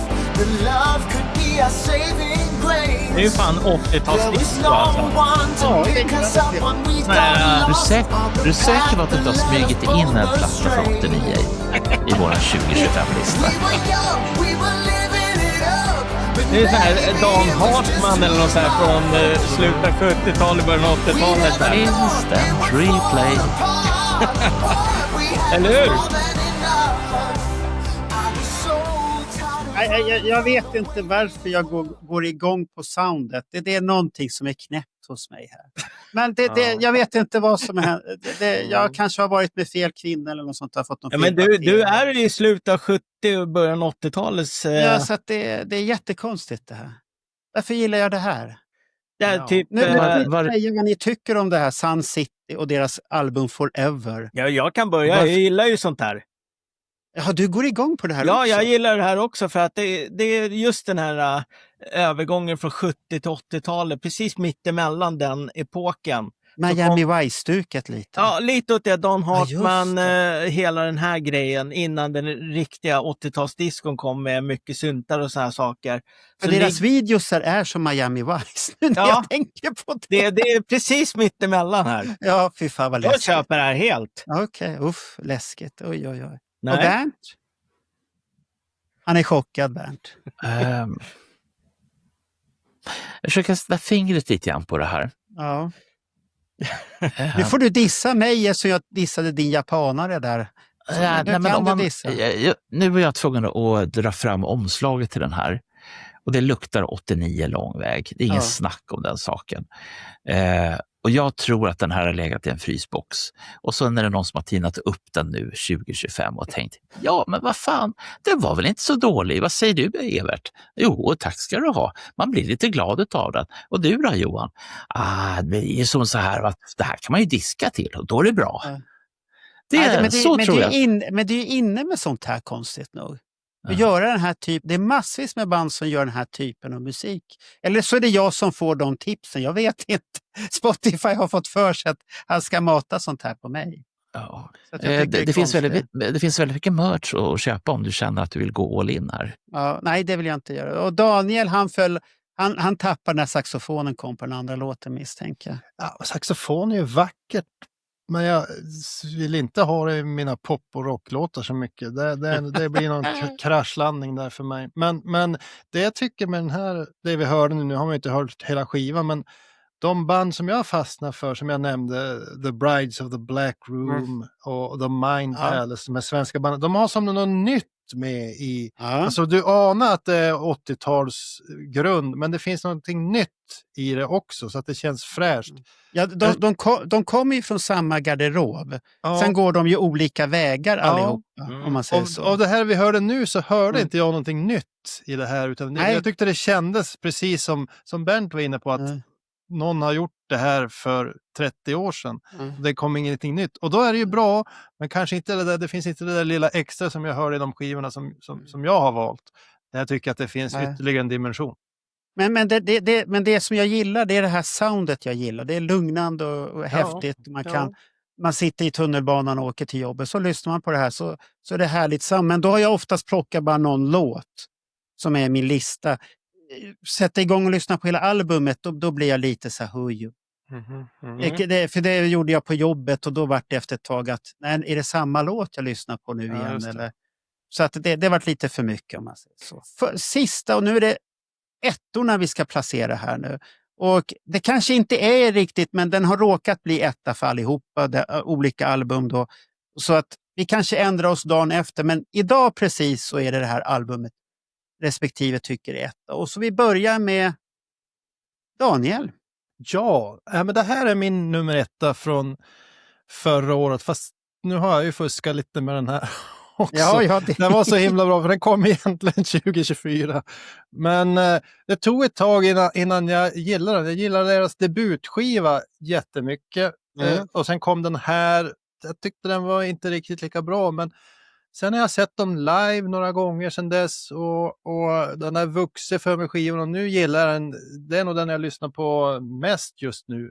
Jaha, Man är tvungen att ta bort några låtar när man lyssnar på den här för att de har en fäbless för 80-talsballader, typ Lady in Red-stuket åt det hållet nästan. Och det har lite jobbigt att lyssna på. Men jag tycker det här är bandet som har förädlat 89 återigen på bästa sättet och lyckas återskapa men ändå ha sin egen prägel på musiken.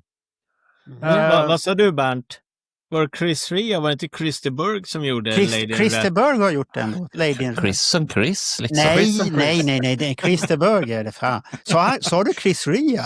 Ja. Nej, det vet jag inget om. Vi säger jag har ingen aning. Tråkigt att han dog i år, eller förra året i alla fall. Ja, det var därför jag tänkte på honom. Ja. Nej, och det här bandet var ju till och med tvungen att köpa deras box.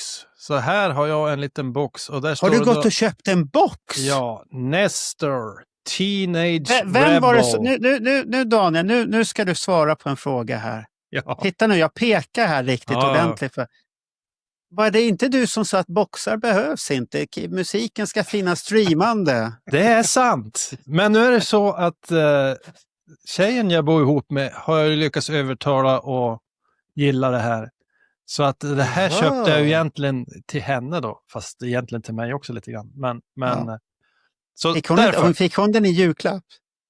Så kan det vara. Så att fina grejer. Men på den här skivan då, Teenage Rebel, vad är så bra?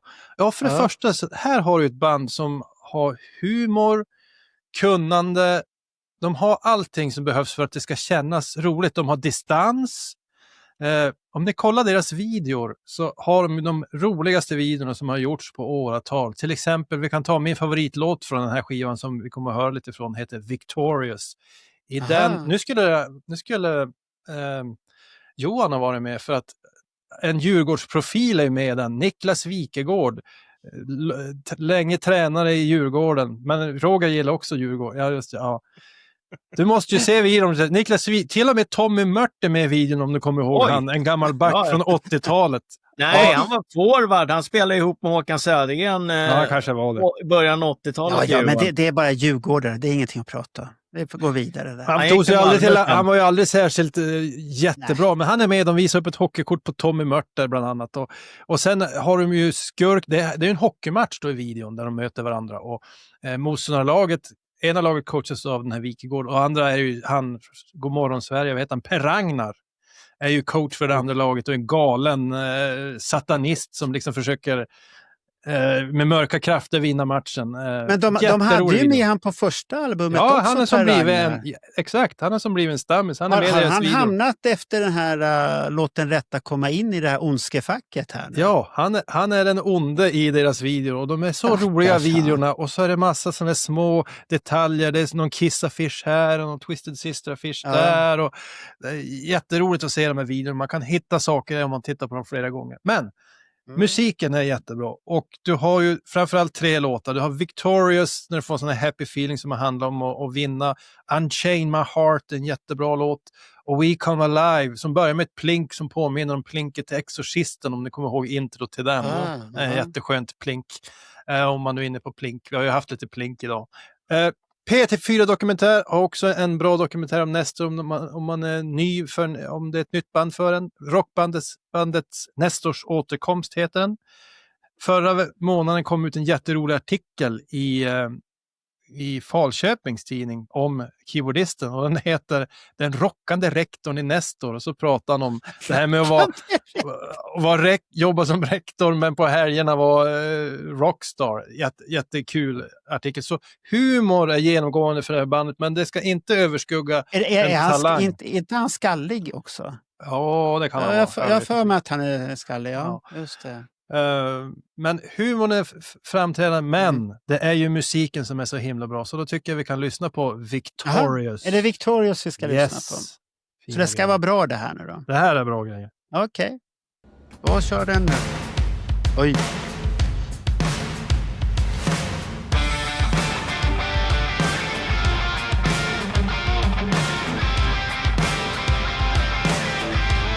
har ju en fantastisk sångare.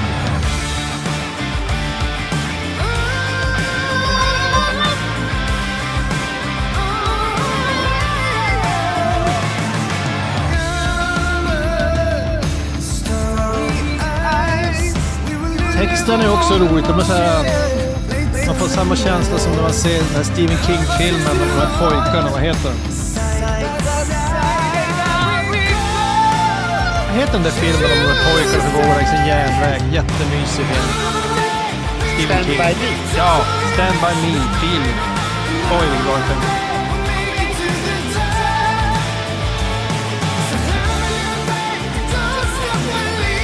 Gitarristen, han är ju en där riktig gitarrgud också.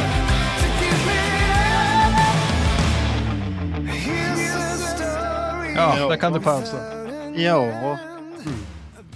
Vem vill börja ut oss andra vad vi tycker om hans val? Ja, jag kan väl börja då. Nestor, ja. De är duktiga musiker, de sjunger bra. Jag förstår inte storheten. Jag förstår inte den här vad man hyllar. De har vissa låtar som är bra. Jag tyckte om första skivan, den här 1989 kanske? är det den här polislåten eller vad fan de är jagade eller de sjunger. Calling the Fire Brigade eller vad de sjunger den där låten. Jag kommer inte ihåg. Ja, Är det 90? Jo, det kanske är 1990, den första som släpptes. jag tror det. Ja, och den var bra, men samtidigt så tappade de mig när det vart mer och mer låtar jag fick höra från. De väcker lite för mycket 89 hos mig. Och då trycker de på fel knapp när det gäller 89. Det blir för mycket den här vingerkänslan, 500 miles och Girl, I want a 16 girls och allt sånt där som de sjunger. Så att det är inget fel på dem. De gör det bra, men jag har sett dem live också som förband till Kiss, men jag går inte riktigt igång på det. Jag kan inte dissa dem helt och hållet, och de som tycker om det är helt okej för mig. Jag kan lyssna på dem, jag kan titta, men det saknas det där lilla sista. Ganska roligt. Det var deras fjärde konsert när de spelade förband till Kiss. Aha, för att det här bandet påminner lite om det bandet som jag spelade alldeles nyss. Att det finns någonting där som väcker någonting hos mig. Men jag vet inte om vad jag ska tycka riktigt. Och det är kanske att jag själv inte vågar komma ut ur garderoben, som Bernt brukar säga då. Så att Fast det kan vara det. Om jag får säga om nästa, jag har också sett dem 2 gånger. De var förband till Gene Simmons på Dalhalla också. Ja, just det, då har jag sett dem också 2 gånger. Ja, men den i Dalhalla där på Gene Simmons, jag var ju där uppe och snackade med folk. Just det, vi söp ju mest då. Ja. Just det, så var det. Ja. Jag fick inte supa. Nej, du fick inte supa. Men jag kan tycka att Nestor står kvar på samma punkt hela tiden. De tar sig inte framåt riktigt. Det är 89. Jag är där fortfarande hela tiden. Hade de utvecklat sig lite så tror jag att det hade blivit en helt annan sak av Nestor. Men de har ju valt den vägen att ligga där på 80-tals hårdrocken liksom. Men jag tror att de skulle behöva... Men jag förstår ju, Daniel, att jag förstår också hela den där grejen. Att det väcker någonting hos dig som du gillar, och du gillar ju den här baggen. Jag förstår precis vilka knappar de har tryckt på Daniel där. Och hade de haft med en låt om Ivan Drago så hade det här ju varit det bästa albumet någonsin. Förmodligen. Ja, så att det är ju så att trycker man på rätt knappar så blir det. Hur är det med Bernt? Har de tryckt på någon knapp för dig? Ja, alltså från allra första början så blandade jag ihop de här med Night Flight Orchestra, som säkert någon blir glad över. Okay. Och jag kommer ihåg att, för vi såg dem ju både Night Flight Orchestra och de här har ju varit förband till Kiss. Och vi har sett dem. Och sen måste det ha hänt någonting i mitt huvud, för när jag fick ju inte supa när ni fick supa, men jag höll koll på vad de höll på med på scenen. Jag köpte ut åt dig, Bernt. Då. Så försök inte få en rumsren version här igen. Du gick som tjuren Ferdinand där uppe, och här är blommorna fina. I alla fall. Och det som gjorde mig lite förvånad var att jag tänkte, var är flygvärdinnorna någonstans i Nestor? Varför kommer inte de ut? Okej. Och det var då jag insåg att jag har ju blandat ihop de här två banden. För jag tycker liksom att de har en liknande nisch Ja. båda de här. Soundet Och- påminner varandra faktiskt. Det gör det. Och sen har jag försökt liksom att ta mig in i Nestor-facket. Men jag har ett problem och det är när någonting blir väldigt, väldigt hypat och många i min närhet går lös totalt på Nestor.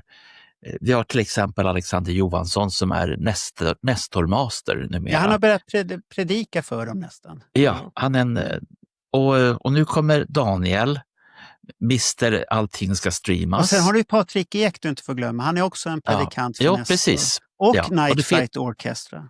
Ja, och det finns flera av den varan. Och då blir det lite grann så här, jag tänker bara, ja men jättebra, då ni kan få ha det här bandet. Jag kan leta efter några andra. Ja, det är ett konstigt sätt att se på saker. Ja, tycker Ja, men det- jag håller med. Jag skulle själv vilja kika in i den hjärnan, Ja, men jag har inte den möjligheten. Nej. Och det är jättedumt eftersom det gjorde att jag missade Black Sabbath, jag missade Deep Purple, men jag snodde Rainbow. Jävla bra band för övrigt, och så vidare. Du får Men, väl så sno att- Nestor utav Daniel då.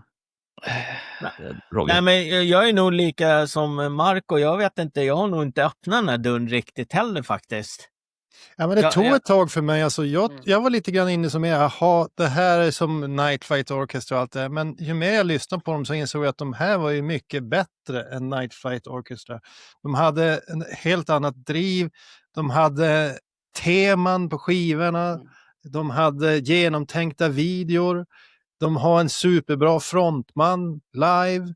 Han sjunger så jävligt bra live. Alltså, man hör skivorna och tänker att det här kommer ju aldrig att gå att göra live. Och så väntar man på det där partiet. Nej jäklar, han satt den där tonen perfekt igen. Samtidigt som man hoppar runt och kickar liksom på Stanley, kickar hit och dit. Så att jag tror att de får lite det här hypen emot sig. Att folk precis som Bernt, vänder sig emot dem och kanske inte liksom faktiskt förstå att det är ett jättebra band. Det här är första gången på länge jag har känt ett band. Så, alltså, de här kan jag ju resa för att...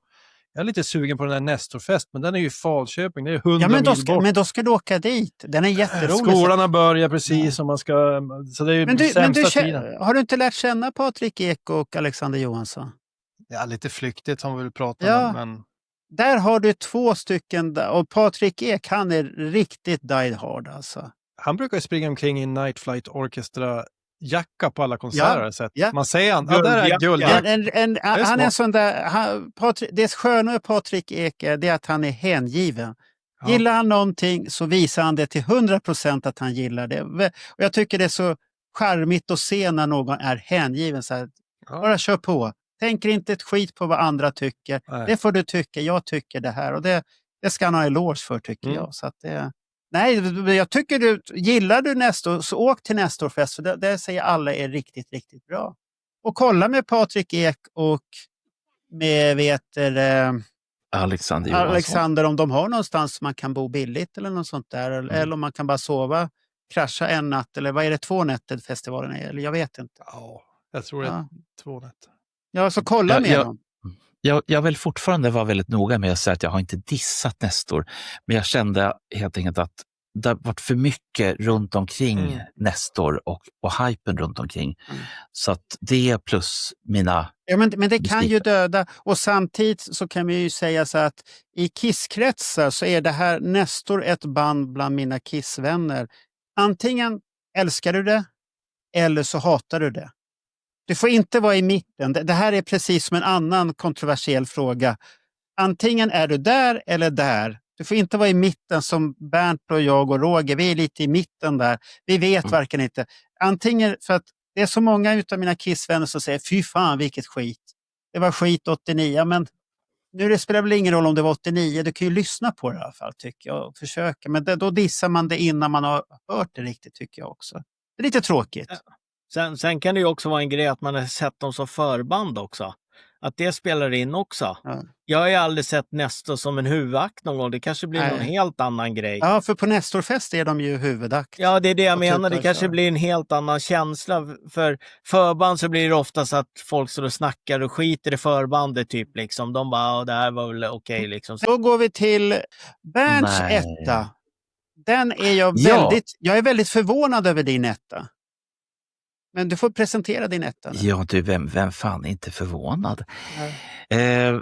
Vi har att göra med ett band som har både startats och lagts ner och startats igen. Den här plattan som vi kommer att lyssna på, kanske om en stund, jag tycker att de har lite drag av Cheap Trick, alltså så som Cheap Trick låter idag. Det finns mycket Kiss-referenser som vanligt. Jag tror att 2 av medlemmarna är fantastiskt stora Kiss-fans i sin värld.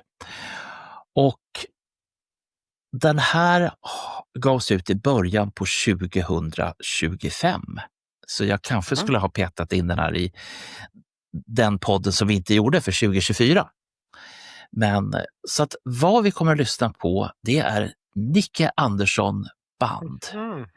Och jag ger den här full pott av de pottar som jag aldrig delar ut, för att det gör vi inte här. Och jag säger som så här, Maestro Marco. Okej, vad ska jag spela för låt då? Har du någon favorit? Du ska spela den första låten. Var det Nicke Andersson alltså, från Helikopter alltså? Ja, Helicopters då. Oj, han har många band. Är den här Tocken Apologize vill jag höra? Det blir Nej. jättebra, tackar, Ja, tackar. då kör vi den.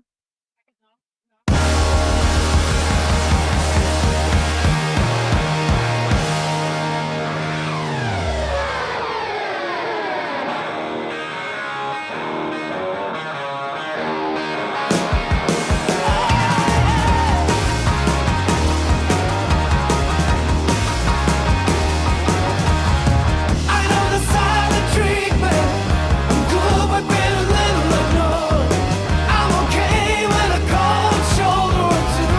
I know I can be shown to do. But if you say it like you mean it.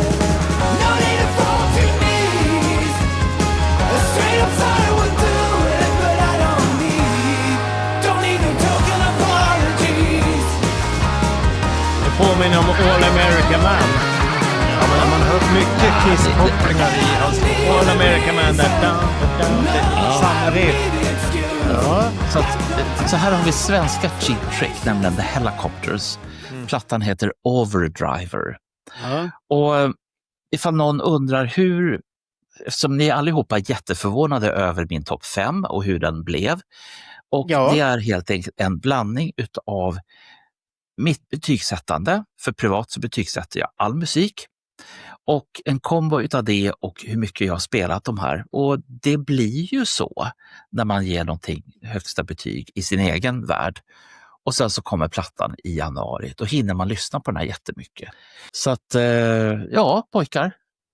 Ja, vad Cheap tycker Trick du? eller inte? Nej, jag skulle inte säga att det är cheap. Nej, det skulle jag inte säga. Det är enkel och bra rock'n'roll. Med Kiss-influenser mer. Kanske lite cheap om man säger så. Jag såg faktiskt albumrelease-giggen.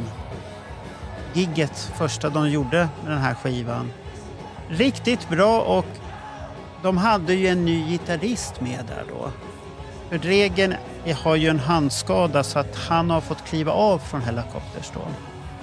Och så har de en spanjor med sig som har varit inne för Dregen förut också. Han var handskadad och varit med och spelat. Och otroligt bra gitarrist. Och jag och Ronny, vi var där och tittade och vi diggade konserten stenhårt. Och det är ett bra liveband, det kommer man inte ifrån. Det är ju rökare efter rökare, klassiker, de spelar med nya låtar alltihopa. Otroligt bra liveband. Och jag sa till Ronny så här, jag gillade den nya spanjoren, han som var stand-in, som en mycket bättre och stabilare gitarrist än Dregen faktiskt. Så att, och det fick jag höra av Ronny, att han tyckte också att det var en stabil jävla gitarrist och passade så bra ihop med sångaren Nick, vad heter han? eller vad han heter, passade så himla bra ihop och deras samspel och allt sånt där. Och skivan, den tycker jag är bra. Det är en bra skiva, men den kom så tidigt på året så jag hade glömt bort den i min sammanställning. Och när jag såg Bernts lista, då var det så här, ja just den där skivan kom jag. För jag lyssnade jättemycket på den, vad var det, januari, februari, mars. Och sen försvann den ut därifrån någon gång. Ja. Så Och det är därför, och det är därför som, och som sagt, jag kan bara prata för min del. Ja. Jag tycker det är bra om man har någonstans där den musik man har spelat finns sparad. För att speciellt om man ska gå tillbaka och göra sådana här listor, det är precis som du säger Marco, det är skitlätt att glömma bort en platta från januari. Ja, den var bara totalt borta för mig helt och hållet. Ändå tycker jag att den är bra. Vad tycker Roger och Daniel? Vem vill börja? Jag kan börja. Nicky Andersson är ju alltid intressant för att man hör ju hans Kiss-influenser som Roger var inne på där han tyckte han hörde någon Kiss-riff i låtarna. Och det är ju Rockin' in the USA var det. Ja, det är väldigt vanligt med hans musik att man kan höra de kopplingarna och då gillar man ju ofta det. Han är ju ingen sångekvilibrist, men det passar ju till musiken. Det är ju det här skitiga rocken som man ska göra. Och han har ju haft så många band. Han var väl trummis i en Tom tror jag ett tag och lite sånt här. Ja, så att det stämmer. han är ju mångkonstnär och månginstrumentalist och sådär. Så han är ju väldigt talangfull och skriver mycket musiken själv. Men det bandet som jag tyckte var nästan bäst med Nicky Andersson, det var ett band som heter Imperial State Electric. Ja, just det. Och då minns jag några skivor från, det måste vara tidigt 10-tal, Pop War hette en. Och där hörde jag liksom, aha, det där är från Unmasked. Oho, där kommer ju en grej från Love Gun. Aha, det där riffet, mycket 70-tals Kiss. Ja. Om du lyssnar på de här Imperial State Electric, jag vet inte om de är aktiva än, så är det jättemycket Kiss-influenser. Men alltså, snyggt gjort. Liten skruvad variant på någon riff eller sådär, men man hör ju att han är väldigt stort Kiss-fans. Och jag vet han sa någon gång att han tyckte att Kiss skulle anlita honom och skriva nästa Kiss-skiva. Ja, och det tyckte jag det rådet skulle de ha gått på. Jo, varför inte? Det. Vad tycker Roger? Alltså jag har ju aldrig fastnat för Hellacopters överhuvudtaget om jag ska vara riktigt ärlig. Du kanske behöver se dem live då? Ja, men det har jag gjort det. De var ju förband. Förband funkar ju inte. Ja, men du ska se dem på riktigt när de själva är huvudakten. Inte när de är förband, för då blir det alltid mediokert. Ja, det kan vara så. Ja. Men det har med vilken vänkrets man har, vilken musik man hamnar i på något sätt. Ja, men då får jag ta kontakt med dig nästa gång när det blir Hellacopters. Då. Roger, nu är det Hellacopters. Ska du med eller inte? Är du en vän eller inte? Ja, men vissa band, det är ju som Daniel säger, han har ju upplevt Nestor som huvudband. Och jag kan tänka mig att det är någonting helt annat än vad Nestor som förband är. Det är ju mediokert oavsett hur du än gör. Så att Jag har haft sån jäkla tur för de har ju spelat 2 gånger i Umeå som sista akt på 2 festivaler. Senast nu i år på House of Metal. Och det byggs ju upp på ett annat sätt. Roger är med på det där att förbandet snackar man bort och så väntar man på huvudakten. Ja. Men när det byggs upp och du får gå och se dem på slutet, det är ju en helt annan grej. Vad hette de då? Där han Anton Körberg var trummis. Ja, det var han med... Det är ju gitarristen som har spelat med Alice Cooper mycket. Ja, vad hette bandet? Ja, det kommer jag inte. Det var ju kommer du inte ihåg när vi satt efter den föreläsningen med Alex Bergdahl och vi bara snackade om det här just det. Då han bara, det är ju jag, säger han. Ja, vi satt och dissade förband. Och så säger Anton, det var jag som spelade. Nej, det var någon som sa att var inte Anton Körberg trummis där? Och så sitter Anton Körberg bredvid oss. Det var jag! Det är jag som är. Så kan det gå. Det är bra. Men ska vi gå vidare här då och ta Rogers etta? Det måste vara något jättekonstigt nu. Nej, det är det inte. Vi har redan pratat om det här albumet. Ghost. Det här, ja absolut, Skeletar. Det är 2000-talets bästa album. Oj. Ja. 2000-talet är inte slut ännu. Nej, men det kommer inte komma någon mer som slår det här. Oj då. Och det är första skivan också där de inte har någon instrumental trudelutt på. Alltså, det är jättedumt ju. Nej, jag tycker det är bra. Aha, okay. Den här är helt komplett, den här skivan. Från början till slut. Men ni snackar om elaka saker. Per Ragnar var ju någon satan där ju. Har ni sett gatan. Goods video Jesus He Knows Me? Den Genesis-låten de gjorde. Nej. Där är det en sett, präst som håller predikan och när han är klar så drar han ut och säljer droger på stan. Ja, och sen blir han lite sextjofräsad. Ja. Ja, det kommer jag ihåg. Så att för mig, den här är helt komplett den här skivan. Jaha, okej. Det kommer bli svårt att slå den. Ja.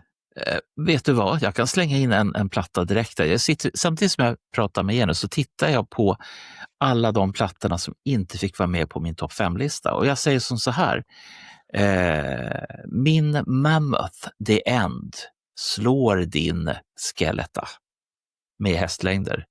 Ja. Därför att han är liksom en enpersonsorkester. Han gör allt. Ja. Men det betyder ju inte att det är bra bara för att man gör själv allt. Nej, det var Nej, så det var. nej. Ja, förlåt då. Och det är din lista. Var det inte du som var väldigt noga med det här att det är våra personliga listor? Och nu dissar du Rogers lista här. Ja, men Nej. förlåt Roger. Nej, det är ingen fara, men för mig är det här, alltså, Vad kul. låt efter låt liksom. Det är ingen jag hoppar över i huvudtaget. Det är häftigt att hitta en sån skiva. Så det är ett självklart etta för mig. Det är ingenting att snacka om. Vad vill du höra för låt då? Vi måste ju spela en låt från den här då. Ja, eftersom vi har kört Peacefield en gång förut så kör vi La Crima den här gången. Jaha, okej. Det är den där. Det är hårt alltså. Är det här hårt? Ja. Jaha. Det här låter ju som Daniel skulle ha valt. Är det Stranger Things här helt plötsligt, eller? Har du hört det här, Daniel? Nej, jag känner inte igen den här. Nej. Det kommer vi hitta.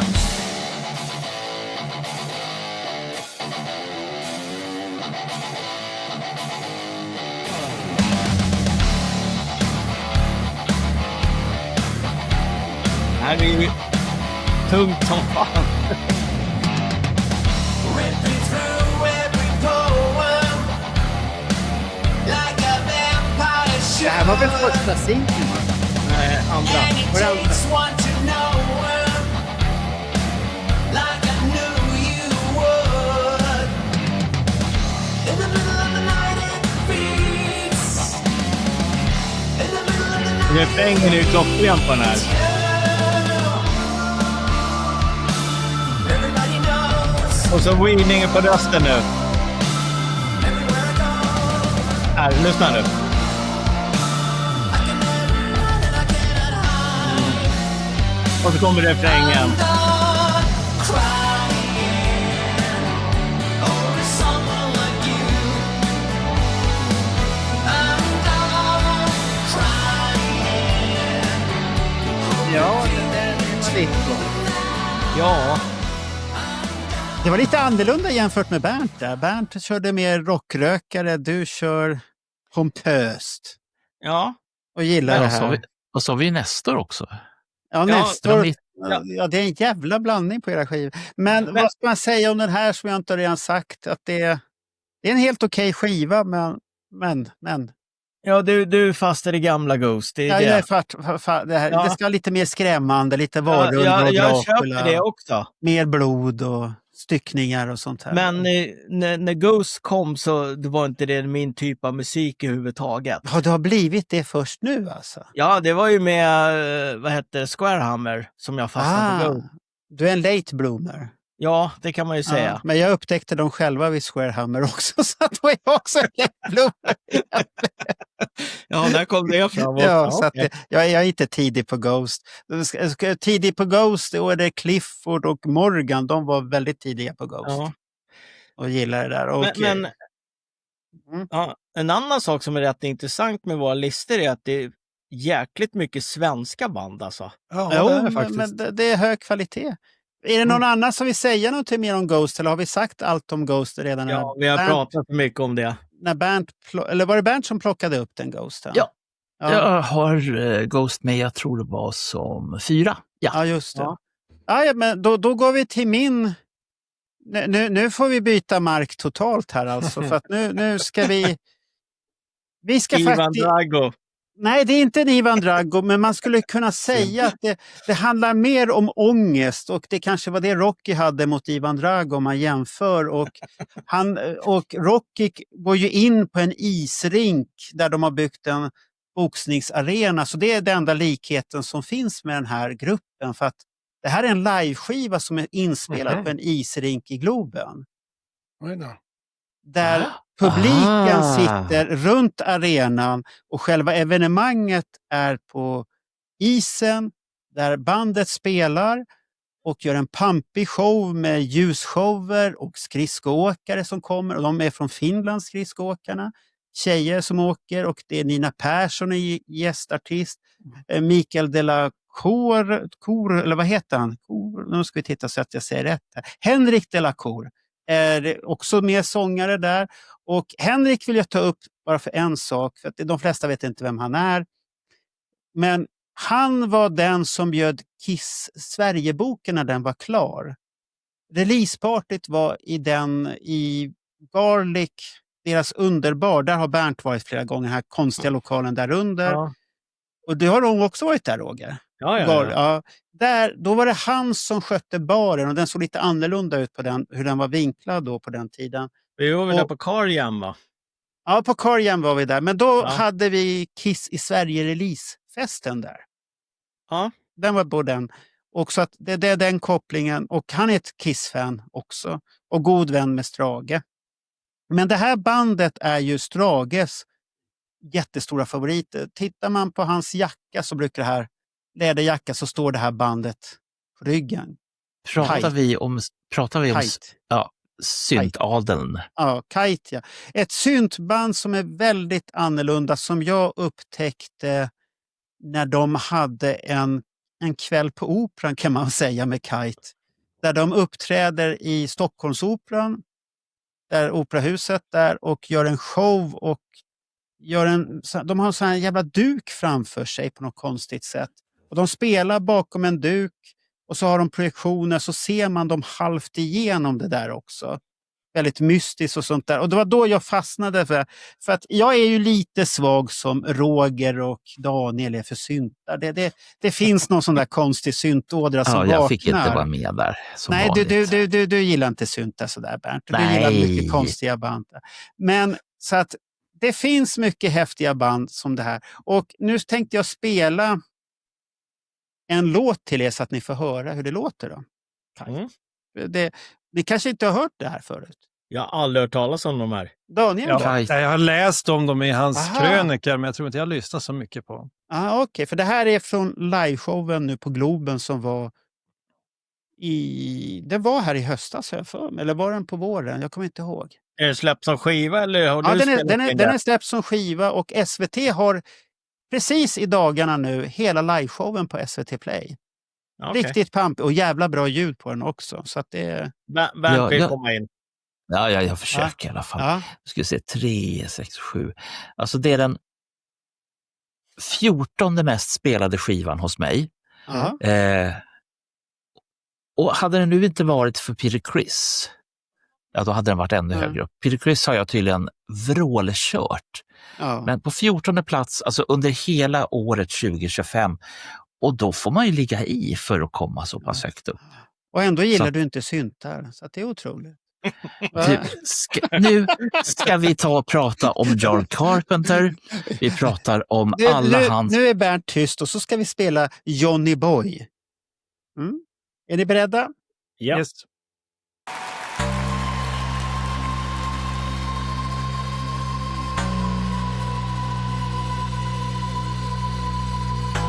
Det är mycket syntar, Roger. Nej, det kan jag inte tänka mig.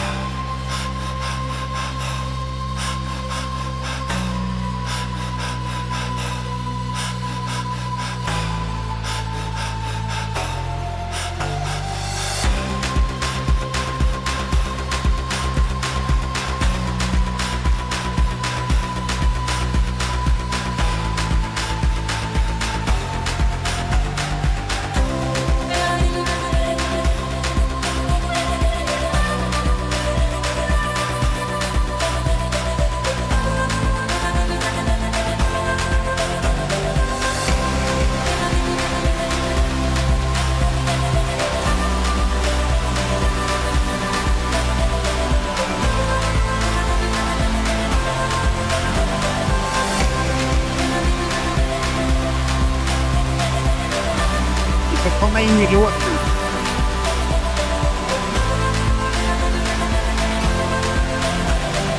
Last night I was out clubbing with Johnny Boy.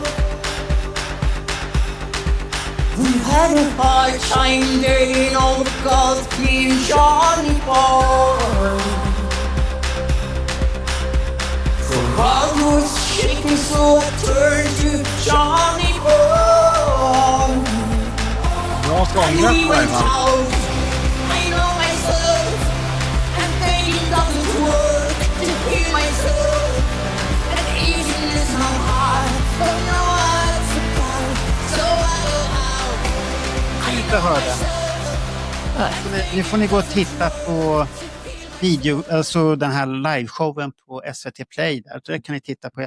För att det här är ju ett band som har väldigt dynamik, mycket ångestfyllda texter om det ena och det andra och sånt här. Och finns happiness också och sånt här. Väldigt annorlunda. Så att jag faller för det hela och jag tycker om själva ljudbilden på deras låtar. Jag tycker den här ljudexplosionen som man hör, den tilltalar mig. Så att det är riktigt häftigt. Så det är det. Och sen att man kommer på att göra en så udda show med, vi ska stå på isen, publiken sitter ner och så händer det massvis med saker på isen och det är ljuskuber som åker ner och det ser riktigt pampigt ut. Jag hade velat gå på den där.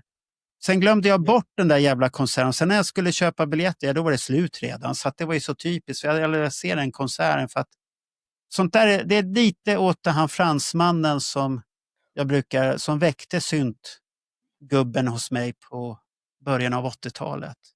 Ni vet vem jag tänker på, vilken fransman. Jean-Michel eller? Ja, precis. Han har väckt syntgrejen hos mig, att jag gillar det här elektroniska, att man får iväg ibland och upplever någonting och sånt där. Så vad tycker ni om Kite? Nu fick ni höra lite, så att det är väldigt speciellt. Om man säger så. När jag läste om det här i Strages kröniker så han har ju lite annorlunda musiksmak. Han är ju väldigt inne på synt, Fredrik Strage. Men ibland blir det lite tveksam. Han har ju till exempel hyllat Dolly Style i flera krönikor. Jag tänker, där hör jag ingenting som jag gillar. Men där finns det synt. Ja, men jag gillar inte konceptet. Jag gillar inte hur de ser ut. Jag gillar ingenting. Så jag är lite skeptisk till hans tips ibland. Så jag brukar inte lyssna så mycket. Men jag gillar att läsa det han skriver. Han har ju en jättebra bok som heter 242 krönikor. Där han samlar krönikor som ett tips. Men det här låter ju spännande. Och sen tycker jag, som du presenterar med att de verkar ju väldigt påhittiga och tänka visuellt och tänka på hur kan jag kombinera musiken med scenshowen och sånt gillar jag ju. Alltså att man har ett koncept som är genomtänkt. Så jag måste nog kolla upp de här Kite. Du gjorde bättre reklam för dem än Strage. Jaha, så att, okay. då får jag gå på det tipset. För det är som du säger där, spelar med den här typen av musik så måste man vara kreativ och hitta på någonting. Det är som sista låten på den här showen, Losing, och då är det någon Anna von Hasswolf och Henry de la Cour som kommer ut och sjunger. Och det är så här, så jävla ödesmättande när man hör det där, men det är så jävla pampigt avslut, men deras röster passar in så himla bra i den där låten, så att det är väldigt annorlunda. Och så. Vad tyckte Bernt då? Bernt gillade ju det. Du hade ju hyllat det här redan innan. Jag skulle säga så här. Ibland så kan man leka, så kan man ha sån här Bernt-bingo. Det vill säga att man har förutsatt det här kommer Bernt att säga under en podd och så är det bara liksom bocka av dem. Så ni kan ta fram era bingobrickor för nu blir det åka av. För det första så är det en fantastisk ljudbild på det här albumet. Och ju bättre hörlurar du har, för det här ska lyssnas i hörlurar. Ju bättre hörlurar du har, desto mer dynamik och vad ska man säga, renheten i ljudet som du kan uppnå, desto bättre kommer du tycka om den här plattan. Jag efterlyser en sak som, det här ordet har vi nog inte sagt så mycket, inte idag i alla fall, och det är Dolby Atmos. Och har man... Okej. Men varför ska du ha det för? Det ska jag berätta för dig. Nu, Marco. Det där, ja, okej. Dolby Atmos har en förmåga att göra ljudet.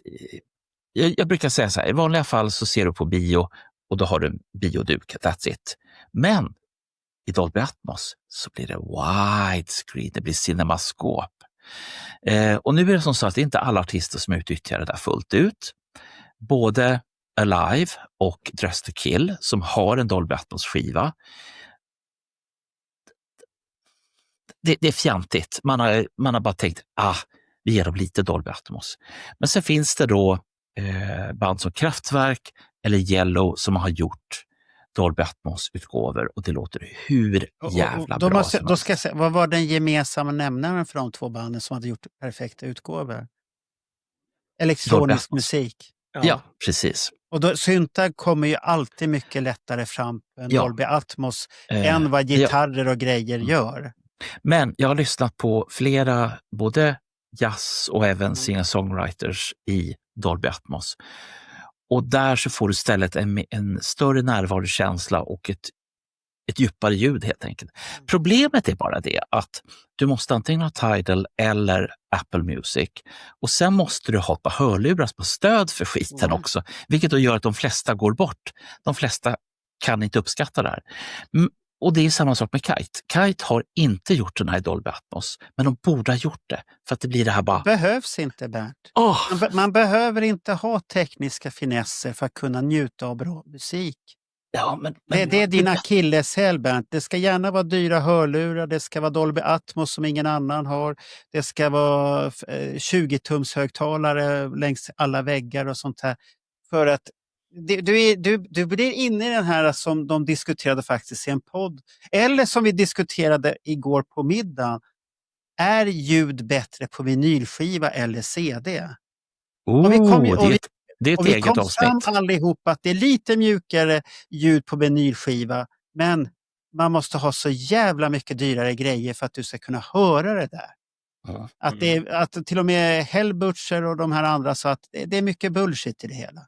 Och Jörgen Holmstedt höll med också att det är lite att det ska högtravande. För att Daniel är nog inne på samma grej som jag, att musik, är det bra i skithörlurar så är det jävligt bra i bra hörlurar sen. Det sa man även under discovågen kan jag säga. Oavsett om du hörde det här dunkande, pulserande rytmen eller inte så funkar det låten i alla fall. Ja, vi kan prata om det också, absolut. Du kommer väl ihåg vad Chris Laney sa om Dolby Atmos när vi hade han i studion? Han jobbade med musik och han tyckte inte om det. Nej. Vi får ta en ny sittning med honom angående Dolby Atmos. Bernt ska övertyga. Ja, Roger, vad tyckte du? Jag hade ju aldrig hört talas om det här i huvudtaget. Är det första gången du hört det? Ja. Nej. Jo, jag har aldrig hört talas om det här. Varken bandnamnet eller vad det innehöll. Jaha, okej. Ja. Häftigt. Sen kan det vara så att jag tittar inte på Strages grejer heller.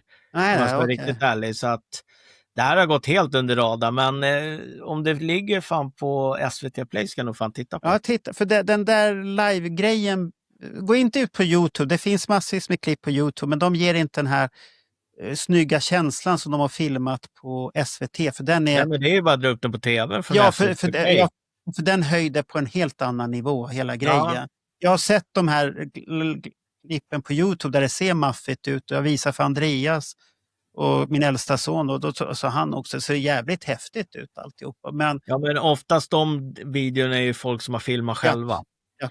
Och det är en som har filmat hela jävla showen. Och då sitter han faktiskt på kortsidan och det ser jävligt snyggt ut från den där kortsidan, från de här lamporna och kuben åker upp. Det ser jävligt snyggt ut på den där kortsidan ändå. Ja. Så att det kan jag rekommendera. Ja, var vi nöjda nu med alla jag tänkte det är väl säkert. Alla har ju sin etta. Men jag tänkte, hade vi några bubblare? Ja, vad har vi för bubblare? Som låg nära då? Jag har. Ni har. Vi har. Bernt får vi höra på dina, kan ju börja. Får vi höra på dina bubblare då, Bernt? Ja, då jag har klippt ner dem. Det är 3. Okej, säg de 3. Alltså, inte för långa predikningar bara. Den första runner-up bland mina bubblare, det är Peter Criss nya skiva, den som kom i december. Ett jävla helvete att få tag på den här överhuvudtaget. Men till slut så finns den i samlingen tack vare hjälp. Aha. Okej. Vad bra. Och det gör ju att jag har haft möjlighet att totalt sönderlyssna den här. Så att hade den här kommit tidigare under året, typ i november eller någonting sånt, då hade den här varit uppe på topp 5-listan. Jag tycker också att han har fått ett helt nytt liv med den här, och framförallt så har han kunnat stoppa plattan som kom för 17 år sedan under mattan helt och hållet, så vi kan liksom glömma den. Vilken var det? One for all? Ja. Men den hyllade vi ju. Ja, jag vet, men andra har inte Jaha. gjort det. Nej, det var jättedåligt. Nej, All for One hette den, va? Ja, bra. Då går vi till David Byrne. David Byrne var förgrundsfigur i Talking Heads. Ja, jag tänkte precis säga det. Och ifall ni undrar över, då är det ju, var det inte Psycho Chicken som är liksom deras mest kända, men de har en väldigt speciell poppig, positiv stil. Bandet fanns under ett par år och så gick de skilda vägar. Men David Byrnes musik som han kör privat, ja, det låter som Talking Heads i alla fall. Aha, och det okej. innebär ju också att han men vad han gjorde var att han gav sig på ett gäng som heter Ghost Train Orchestra.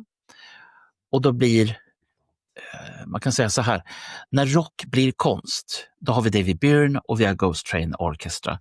Alla låtarna är väldigt, man blir glad utav dem. De är peppiga, positiva, de är medryckande. Så att jag tycker att det här är en absolut pärla från 2025. Den tredje, då kommer ni säga what the och det är en spanjorska som heter Rosalina. Plattan heter Lax, kom i november. Och för att citera mig själv, det här är beviset att inte jag bara lyssnar på gubbrock. Utan det här är popmusik i världsklass, en rejäl energiinjektion som man blir glad av. Jaha. Även om det inte finns en enda Marshallstack någonstans i den här låten. Var det tanten som flörtade med det på Mello eller nej? Hon Nej, var inte nej. alltså, det är en annan spanjorska. Jag Jaha, tror det var jag en förstår annan. vad du menar. Okej, Ja. okej. Nej, hon är yngre, det här är lammkött, det där får jag låta bli. Men hennes Jaha, musik okej. är bara helt jävla fantastisk. Ja, vad bra då. Så att det är mina 3 bubblare och jag rekommenderar det här varmt. Och varför de inte tog sig in på den här topp 5-listan, ja det undrar Marco fortfarande. Nej, det är inte ett dugg. Nej, jag hade egentligen bara Nightwish och sen, nu kommer jag nog chocka Marco. Jaha. Volbeat. Volbeat. Ja, men det är sån här huddle musik som Men, sjunger. men det här, ja, förlåt, är det här plattor från 2025 nu eller? Som är, Ja, Volbeat har en 2025. Ja. ja. Och Jag den vet låter säkert som de brukar göra. Huddle. Så här. Tack för det. Ja, men det är inget fel på dem. Det är ju så här, jag skulle kalla det för partyrock många gånger. Att Ja. det är glad rock på det. När de släppte i somras släppte de ju Aha. Echoes of the Past. Okej. Ja. Rhythm of the Grave är en... Ja, då får, Bra får låt. jag lyssna på det då. Okej. Och det var det enda du hade att komma Ja. med? Okej. Daniel då, hur många band har du på din lista? Nej, men jag tyckte det var svårt att hitta alltså, hela skivor som jag gillar. Volbeat, Ja, det- var faktiskt, Volbeat hade jag med ett tag, men jag tycker inte den höll riktigt lika bra som de här andra som jag tog upp. Sen hade jag en del udda artister som Scatterbrain tyckte jag hade några riktigt bra låtar, men inte tillräckligt många. Nevertell hittade jag någon band som hade några riktigt bra rökare men höll inte hela. Så jag skulle vilja stå fast vid min lista att jag har de 5 bästa skivorna som gavs ut 25 Du behöver inte ha bubbel överhuvudtaget. Nej, jag tycker det är Nej. jättesvårt att hitta en fullständig skiva. Sen finns det ju låtar som skulle kunna tas in på en låtlista, Ja, men för inte att en skiva. För att det kan väl jag säga att jag har inga album, men jag har låtar eller grupper jag har lyssnat på. Då är det nu på hösten Get Down Services. Det är en jättekonstig grupp, 2 tjocka engelsmän som står och jiddrar och håller på. Och det var min son som rekommenderade låten Dog Dribble, tror jag att den hette. Okej. Ja, så den har ni hört, jag har hört den att jag har spelat den någon gång innan vi börjar podda. När vi värmer upp där. Den har jag spelat och vad är det mer jag har lyssnat på? Jo, jag hittade en grupp som jag tyckte var jäkligt bra. Det var den här The Lightning Kids. De kom ut med ett album 2024 och det är också sån här soft musik i syntappning som svävar och har sig och tillhör bra. Och sen är det ett annat udda band och där gillar jag vissa låtar. Atarishi Gakko. Japanska tjejer som är väldigt konstiga. Jag spelade den en gång när Johan Wallin och jag satt och väntade på er för podden. Så säger Johan Wallin så här, vad fan är det för något vi lyssnar på? Det är viktig musik. Och det var den här Candy. Där de sjunger om candygodis. Väldigt, väldigt udda, men det är sånt. Jag fastnar för någonting i den och då tycker jag att det är intressant. Så att jag har mycket konstig musik ibland. Och vill man hitta mig så är det bara att söka upp mig på mitt namn på Spotify. Så finns det en spellista som heter Gran Turismo. Det är den jag brukar lyssna på. Och det är, det är jävla många låtar på den listan nu för tiden. Ja. En fråga var, Marco. Ja.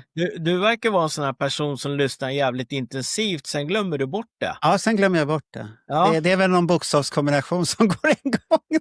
Jag vet inte, du verkar liksom snöa ner i några månader på en viss skiva, sen så bara, som helikoptret bara, just det, den, Det var så här, jaha, just det, kom ut. Alltså, men sen har jag ju alltid de här klassikerna som jag måste gå tillbaka till. Och då är Kiss i det där att då är det första Kiss-skivan, Rock'n'Roll Over, Alive, Destroyer. Då måste jag lyssna lite på det och sen så går jag bort från det och så lyssnar jag på någonting annat och så kommer man tillbaka.